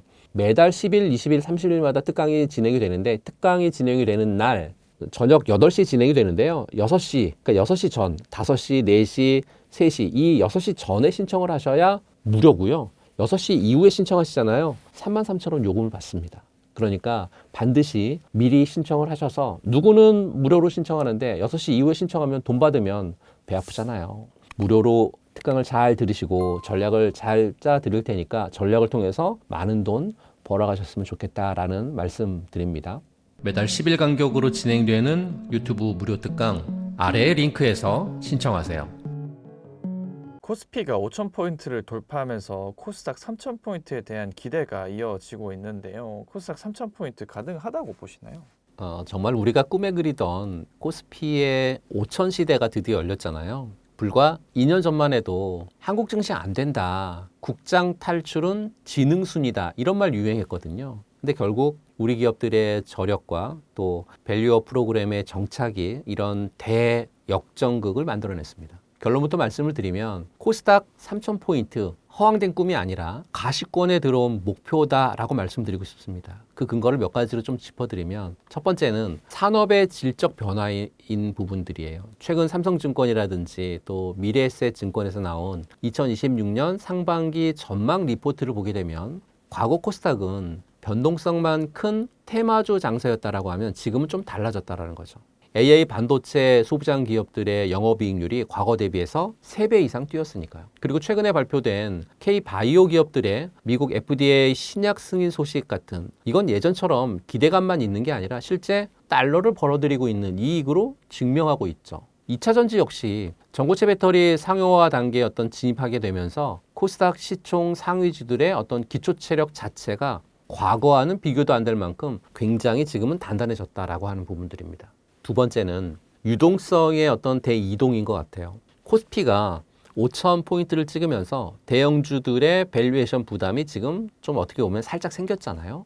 이때 똑똑한 외국인과 기관 자금은 성장성이 더 높은 코스닥의 강소기업으로 눈을 좀 돌리고 있습니다. 실제로 최근 일주일간 오늘이 2월 11일 녹화 날인데요. 지난 일주일 동안 외국인 상위 순매수 종목 10개 중에서요. 7개가 코스닥의 AI 로봇이라든지 또는 양자 컴퓨팅 관련주였습니다. 그러니까 큰 형님격인 코스피가 길을 잘 닦았으니까 이제 아웃격인 코스닥이 질주할 차례라는 거죠. 거기에 정부가 추진했던 상장사의 퇴출 요건 강화 그리고 주주 환원 정책이 이제 코스닥에 완전히 뿌리를 내리고 있습니다. 이제 코스닥 기업들도 배당 늘리고요.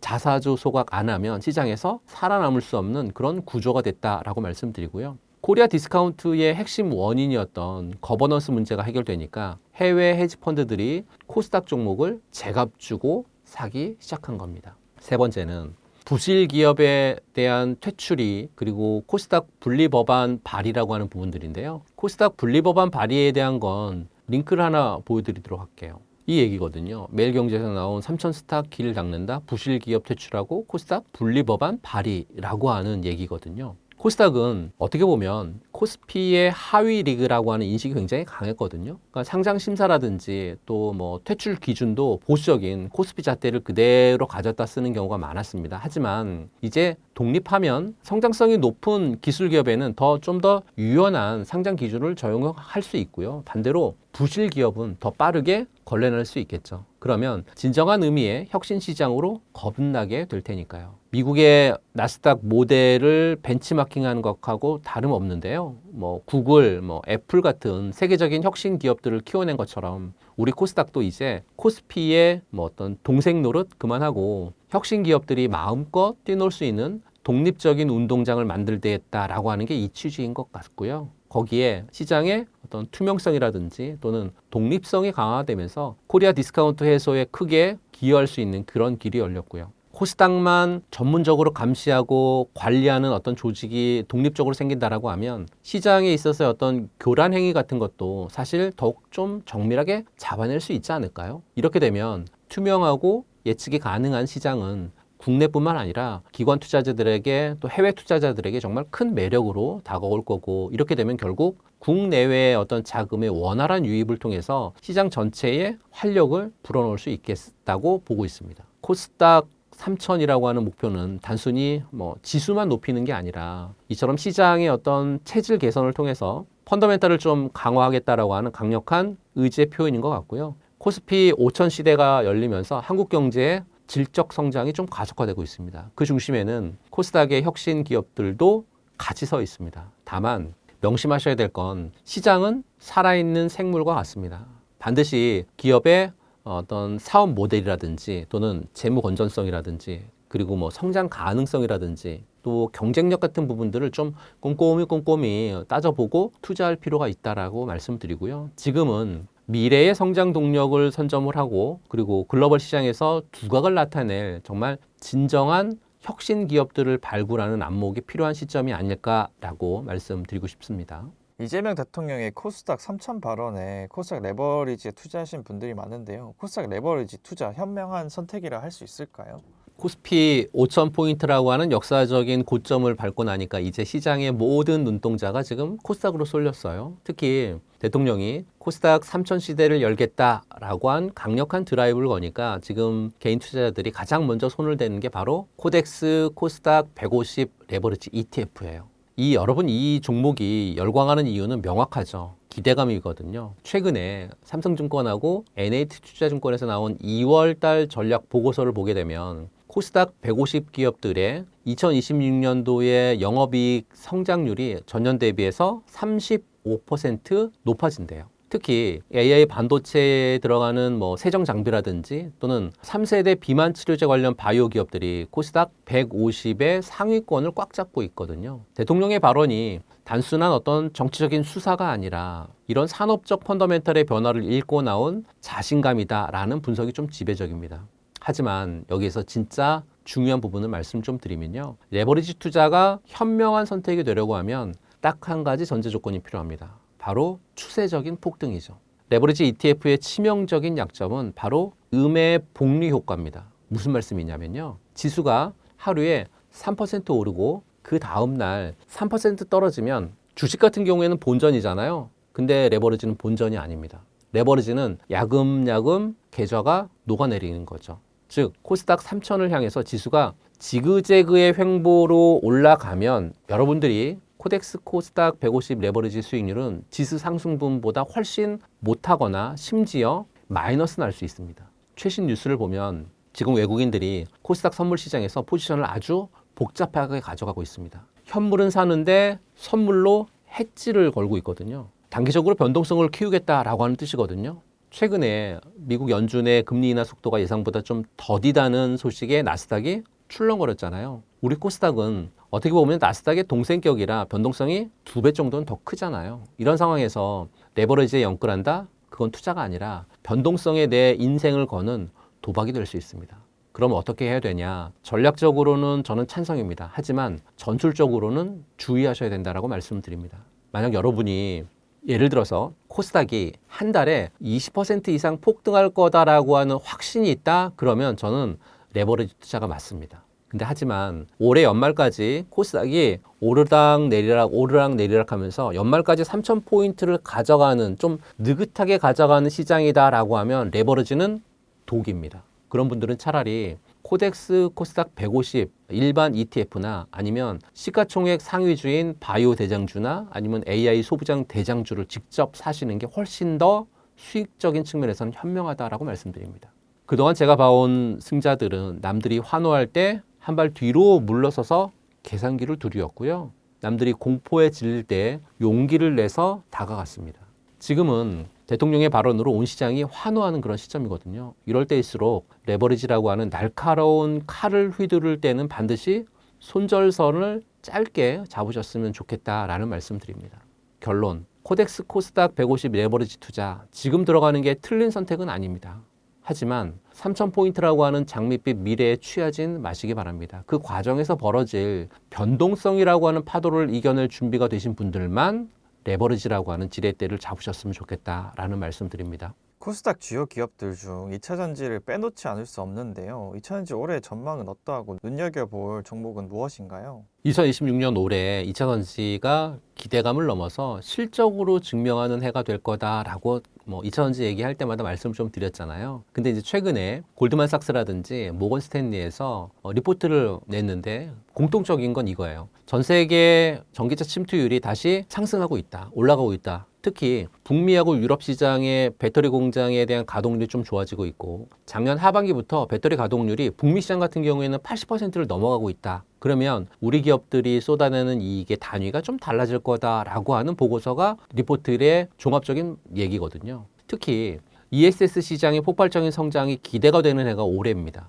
JP 모건 같은 경우에 2026년 세계 신규 ESS 설치량을 기존의 770기가와트시에서 900기가와트시로 상향 조정합니다. 왜냐하면 AI 데이터 센터 전력 수요가 폭발적으로 증가하고 있기 때문이라고 얘기하고 있거든요. 엔비디아라든지 테슬라 같은 빅텍 기업들이 ESS에 엄청 주목하고 있고 또 LG 에너지솔루션만 봐도 지난 3분기만 보더라도 수주 잔고가 70기가와트시나 늘었다고 하니까요. 여기에서의 핵심은 ESS가 정말 커지고 있다라고 하는 부분들이죠. 특히 숫자로 말씀을 드리면 ESS 배터리 수요가 2024년에 약 한 230기가와트시에서 2026년으로 가면 360기가와트시로 굉장히 폭발하는 그런 점이 특징이죠. 이게 2차전지 업계의 새로운 성장 동력으로 지금 진행이 되고 있습니다. 이 시점에서 여러분이 계좌에 담아야 될 코스닥 2차전지의 핵심 종목을 좀 말씀드리면 첫 번째 종목은 에코프로 BM입니다. 압도적인 초격차하고 하이니켈의 제왕 기업이죠. 물론 이제 이런 얘기 하실 수 있습니다. 이미 너무 많이 오른 거 아니야 하시는 분들 계실 거거든요. 하지만 대장주는 쉴 때 사는 겁니다. 2026년 북미 합작 법인들의 양산이 정점에 달하는 시기가 될 거고요. 최근 기사를 보게 되면 에코프로비엠의 헝가리 공장이라든지 또 캐나다 공장 쪽에서의 수율이 목표치를 조기 달성했다라고 하는 소식이 계속 들려오고 있거든요. 특히 기존의 하이니켈 양극재뿐만 아니라 가격 경쟁력을 갖춘 LFP라든지 또는 미드니켈 제품군까지 지금 라인업을 다 완성했다고 합니다. 이제는 양적인 성장뿐만 아니라 질적인 성장까지 챙기는 완성형 기업이 계속해서 전개되는 그런 부분들을 2026년 여러분들이 아마 보시지 않을까라고 말씀드리고요. 에코프로 BM에 대한 차트를 보면서 말씀을 좀 드려보도록 하겠습니다. 보시는 차트는 에코프로 BM의 일봉 차트인데요. 라인을 그어 볼게요. 에코프로 BM도 마찬가지로. 이렇게 에코프로 BM은 라인을 하나만 그어 드릴게요. 이 라인은 에코프로 BM이 지난 10월 달에 검정색 선, 제가 검정색 선을 가장 좋아하는데요. 검정색 선을 장대 양봉으로 대량 거래량을 통해서 뚫고 올라왔잖아요. 이렇게 장대 양봉을 통해서 뚫고 올라온 에코프로 BM이 고점 부근을 2번 맞습니다. 18만 원 정도 부근 내외의 고점 부근을 맞는데요. 올해 들어서 이 고점 부근을 장대 양봉을 통해서 대량 거래량과 함께 뚫어버리게 되죠. 그렇게 되면 이 고점 부근은 이제는 지지라인으로 바뀌거든요. 이 부근에 있어서의 지지라인 근처는 여러분들이 충분히 분할 매수할 수 있는 그런 자리이기 때문에 에코프로 BM 같은 경우에 이 자리는 충분히 분할 매수하실 수 있는 그런 자리여서 말씀을 좀 드려서요. 올해 2차전지 같은 경우에는 정말 1분기, 2분기는 분할 매수를 계속해가는 그런 자리로 판단하시면 좋을 것 같아서 에코프로 BM에 대한 말씀을 좀 드렸고요. 두 번째 저평가 매력이 좀 돋보이는 기업을 말씀을 좀 드리면 LNF를 말씀을 좀 드릴게요. 경쟁사 대비해서 주가가 눌려 있었던 만큼 탄력이 가장 좋을 수 있는 그런 기업으로 좀 보고 있는데 투자 포인트를 말씀드리면 테슬라 쪽에서의 직납에 대한 모멘텀이 첫 번째 투자 포인트인 것 같아요. 그러니까 테슬라의 양극재 직접 공급 비중이 확대되면서 수익성이 개선이 되겠죠. 두 번째는 차세대 양극재의 어떤 양산 부분인 것 같아요. 니켈 함량의 95% 이상의 초고성능 양극재 기술력은 정말 세계 최고 수준이니까요. 프리미엄 시장 꽉 잡고 있는 그런 상태가 지금 LNF 쪽에서 나오고 있는 거거든요. 투자 포인트 세 번째는 재무 건전성의 어떤 회복인 것 같아요. 지난 2년간 정말 힘들었거든요. 그런데 재고 손실 다 털어냈고 올해 하반기부터는 현금 흐름이 눈에 띄게 좋아질 가능성이 굉장히 높은 기업이기 때문에 이 LNF라고 하는 종목도 차트를 보면서 말씀을 좀 드려보도록 하겠습니다.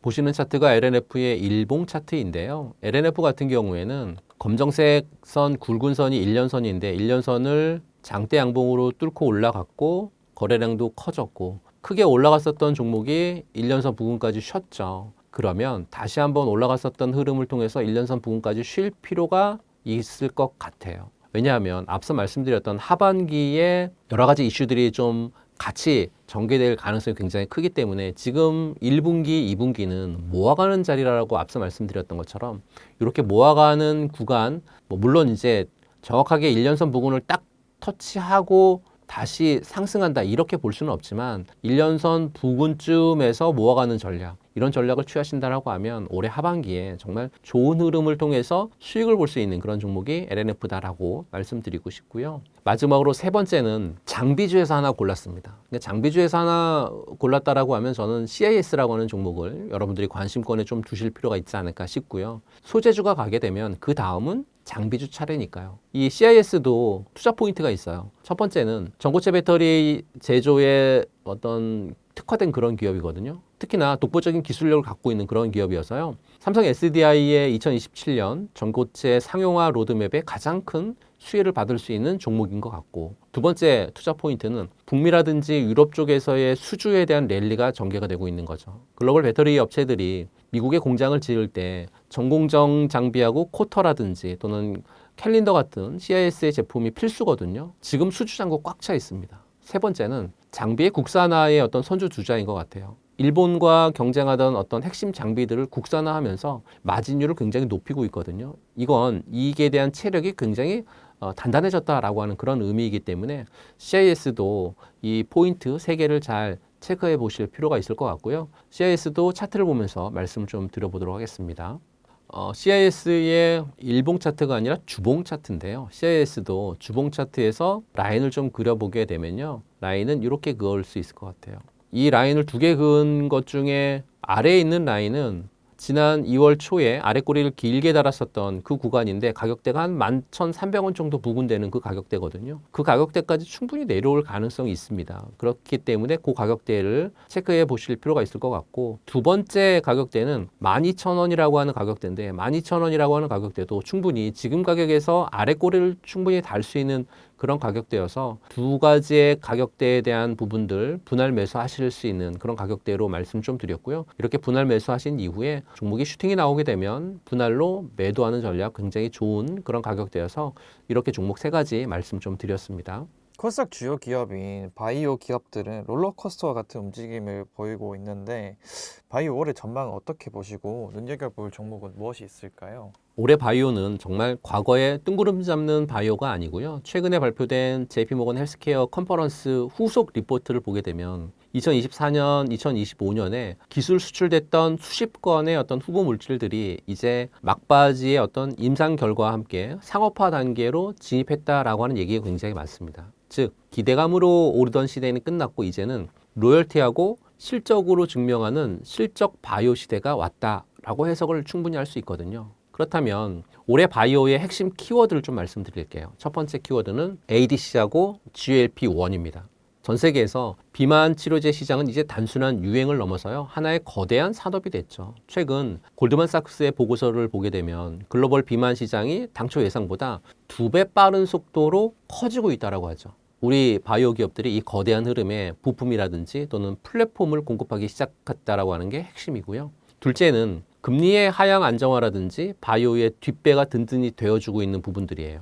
2026년 들어서 금리가 안정세에 접어들면서 자금 조달이 생명인 바이오 벤처들에게는 다시 한번 날개를 좀 달아주고 있는 부분들인데요. 최근에 정부가 바이오 국가 첨단 전략 산업 특화 단지에 대한 어떤 파격적인 지원안을 확정 지으면서 세제 혜택까지 더해졌습니다. 굉장히 좋은 얘기죠.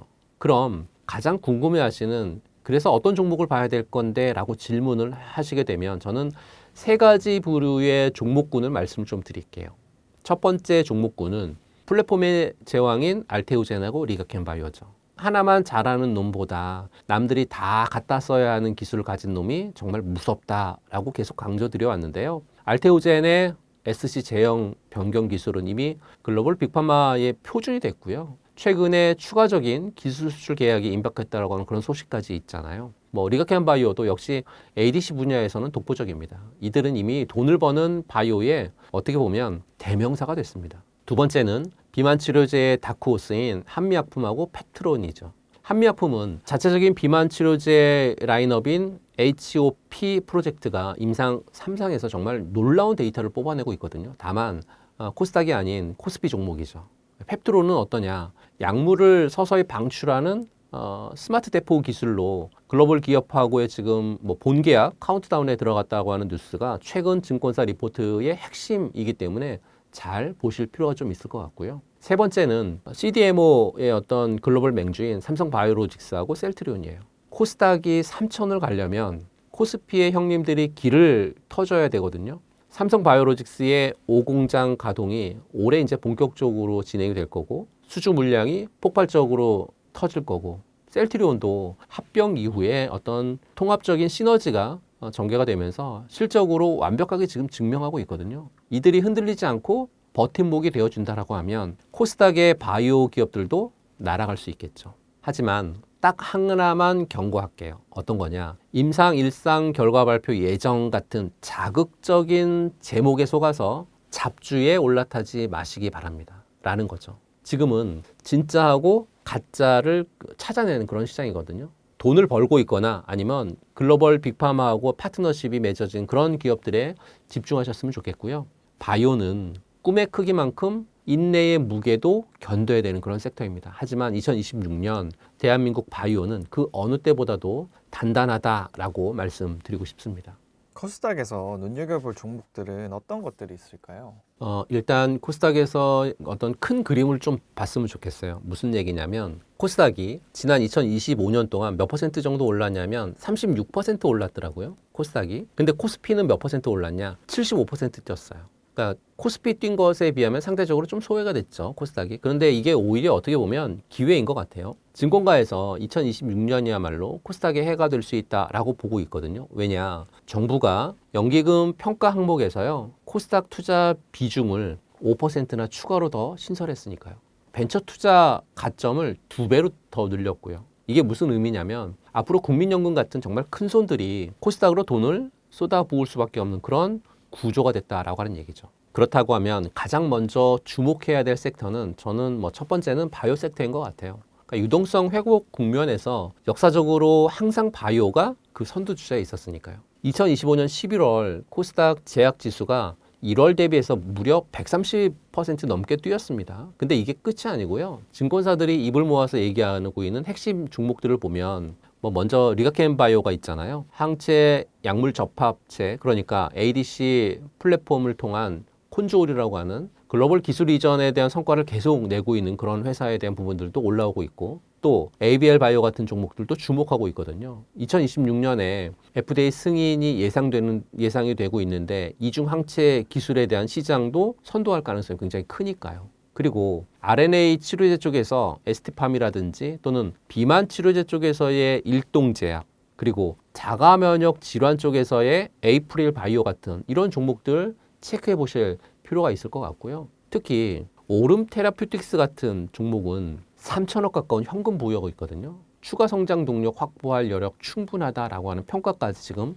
나오고 있습니다. 1월 달에 코스닥에 상장한 알지노믹스, 아마 처음 들으시는 분들도 굉장히 많을 건데요. 일라이 릴리는 많이 들어보셨잖아요. 그 일라이 릴리하고 최대 1조 9천억 규모의 기술 이전 계약을 맺으면서 알지노믹스가 청약할 때 청약 경쟁률이 무려 1800대 1까지 쌓으면서 굉장히 큰 흥행 기록을 했었던 그런 종목이고요. RNA 펌집 기술이 차세대의 어떤 유전자 교정 기술로 떠오르면서 지금 시장에 엄청난 관심을 좀 받고 있는 그런 종목입니다.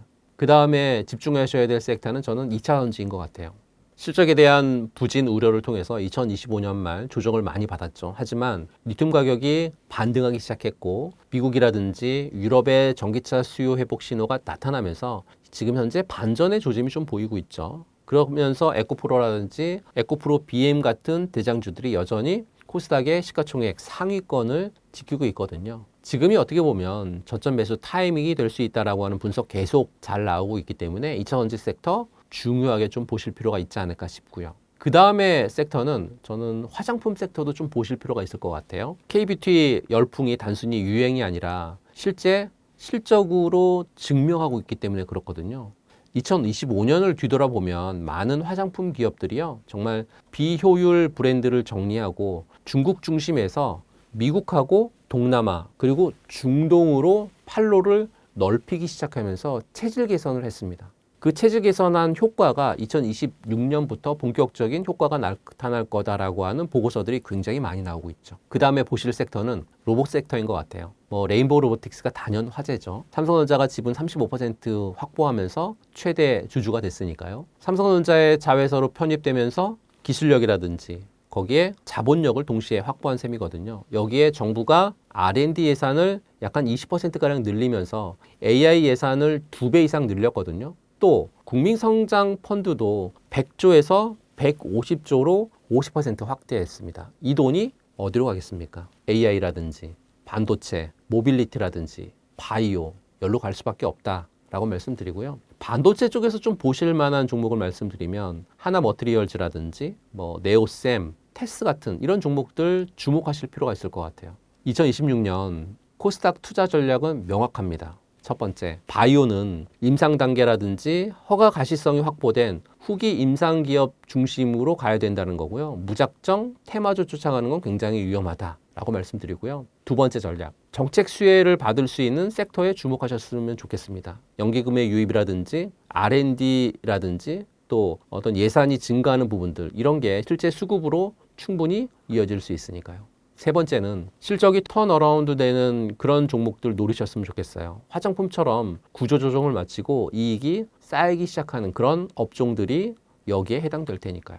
2026년은 기술력이 검증이 되고 글로벌적인 어떤 확장성이 있고 실제 실적으로 증명되는 기업들만 살아남을 거고요. 투자 전략을 잘 확인하시면서 분산 투자하시고 또 장기적인 관점에 접근하신다라고 하면 분명 이런 기업을 통해서 여러분들이 충분히 성공적인 투자를 하실 수 있지 않을까라고 말씀드립니다. 코스닥 상승 기대에 코스닥 알짜 기업에 투자하고 싶어 하시는 분들이 많은데요. 알짜 기업을 어떻게 고르면 되고 어떤 전략으로 투자하면 좋을까요? 먼저 지금 코스닥에서 벌어지고 있는 일을 좀 살펴볼 필요가 있을 것 같아요. 무슨 말씀이냐면 2026년 1월부터 상장 폐지 기준이 엄청나게 강화됐습니다. 그러니까 시가총액 기준으로 보게 되면 기존에 40억 원이었었던 기준이 올해부터 150억 원으로 커졌고요. 2029년까지 300억 원까지 올라갑니다. 매출도 기존에는 30억이었거든요. 근데 2029년까지 100억 원으로 늘어납니다. 이게 무슨 뜻이냐면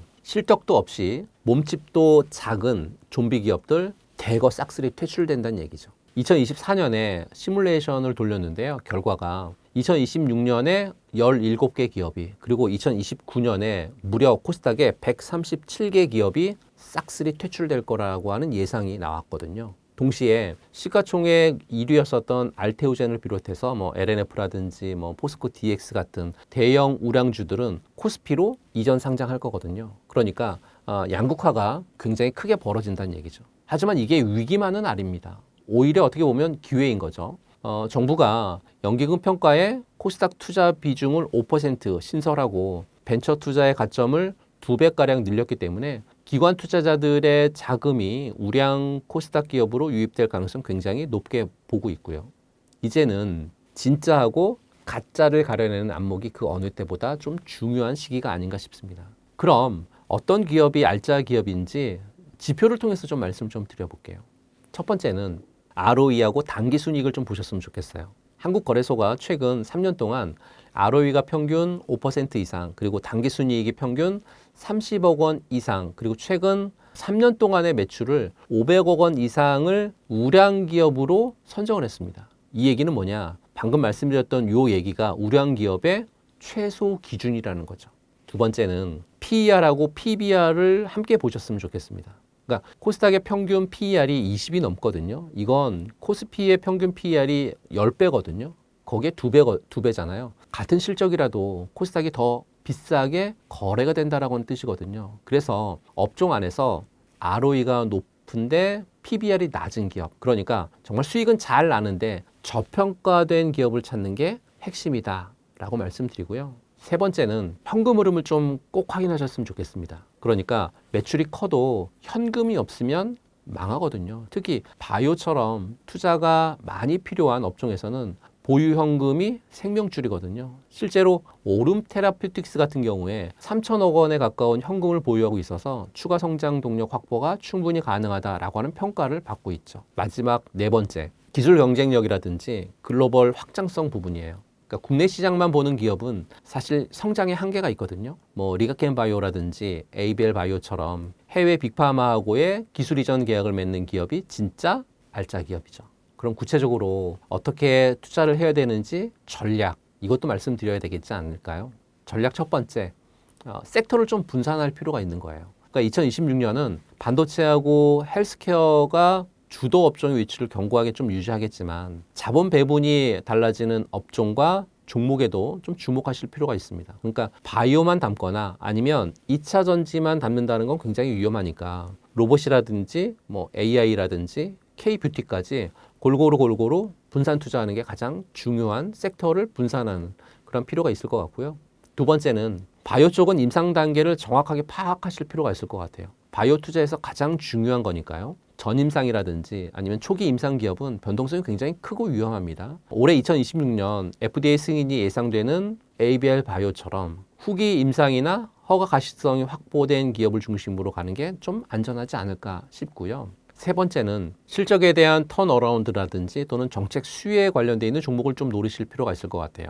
2025년에 구조조정을 마치고 2026년부터 이익을 쌓아가기 시작하는 그런 기업들이 있잖아요. 대표적으로 K뷰티 섹터가 그런 섹터거든요. 비효율 브랜드를 정리하고 중국 중심에서 이제는 미국이라든지 동남아, 중동으로 판로를 넓혀가는 기업들이 이제 실적으로 당당하게 증명을 할 거고, 또 정부가 R&D 예산을 20%가량 늘렸다고 했기 때문에 AI 예산 같은 경우에도 2배 이상 증액했거든요. 국민 성장 펀드도 100조 원에서 150조로 확대했고요.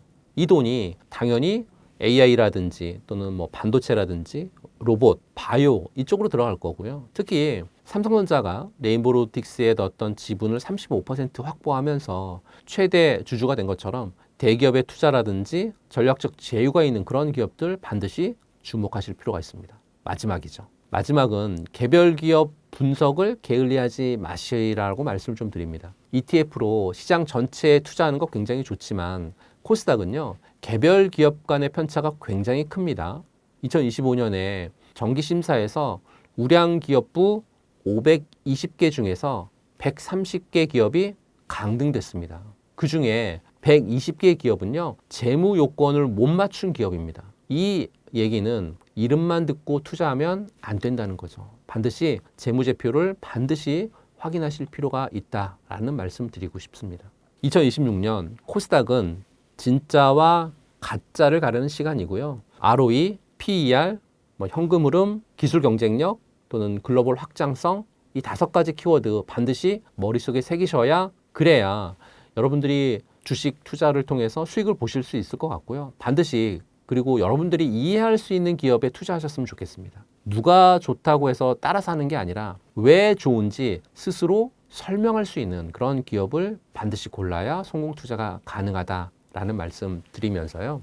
2월 10일 특강 많은 분들이 시청해 주셔서 정말 좋은 얘기 많이 들었거든요. 근데 좀 달라졌습니다. 뭐가 달라졌냐? 2월 10일부터 여러분들과 함께 동행 프로젝트라는 걸 제가 전개하고 있습니다. 동행 프로젝트가 뭐냐? 주머니가 가봐야 되거든요. 그러니까 저하고 같이 하실 때 저희 홈페이지에 오시게 되면 한 달 수강료가 99,000원입니다. 99,000원이라고 하는 비용을 내시게 되면 제가 일주일에 2번 강의를 해드릴 거고 종목도 추천해서 지금 사세요. 지금 비중을 높이세요. 이렇게 비중을 30% 높이는 종목을 저하고 동행하면서 한 20개 정도만 찾아내시자고요. 그러면 계좌가 엄청나게 달라집니다. 그게 바로 동행 프로젝트거든요. 그 동행 프로젝트 잘 모르시겠다라고 하시는 분은 내일 모레 있을 2월 20일 특강 잘 들어보시게 되면 거기 안에서 동행 프로젝트에 대한 얘기 구체적으로 해드릴 겁니다. 동행하셔서 계좌를 달리하시고 달리한 계좌를 통해서 넉넉한 삶 유지하셨으면 좋겠고요. 지금 이 방송 아마 많은 분들이 계신 곳에서 듣고 계신 건데요. 새해 이제 구정이지 않습니까? 새해 복 많이 받으시고 올해는 여러분들이 원하시는 그런 모든 일들이 일어나는 정말 좋은 뜻깊은 그런 한 해가 되셨으면 좋겠다라는 말씀 드리고 싶습니다.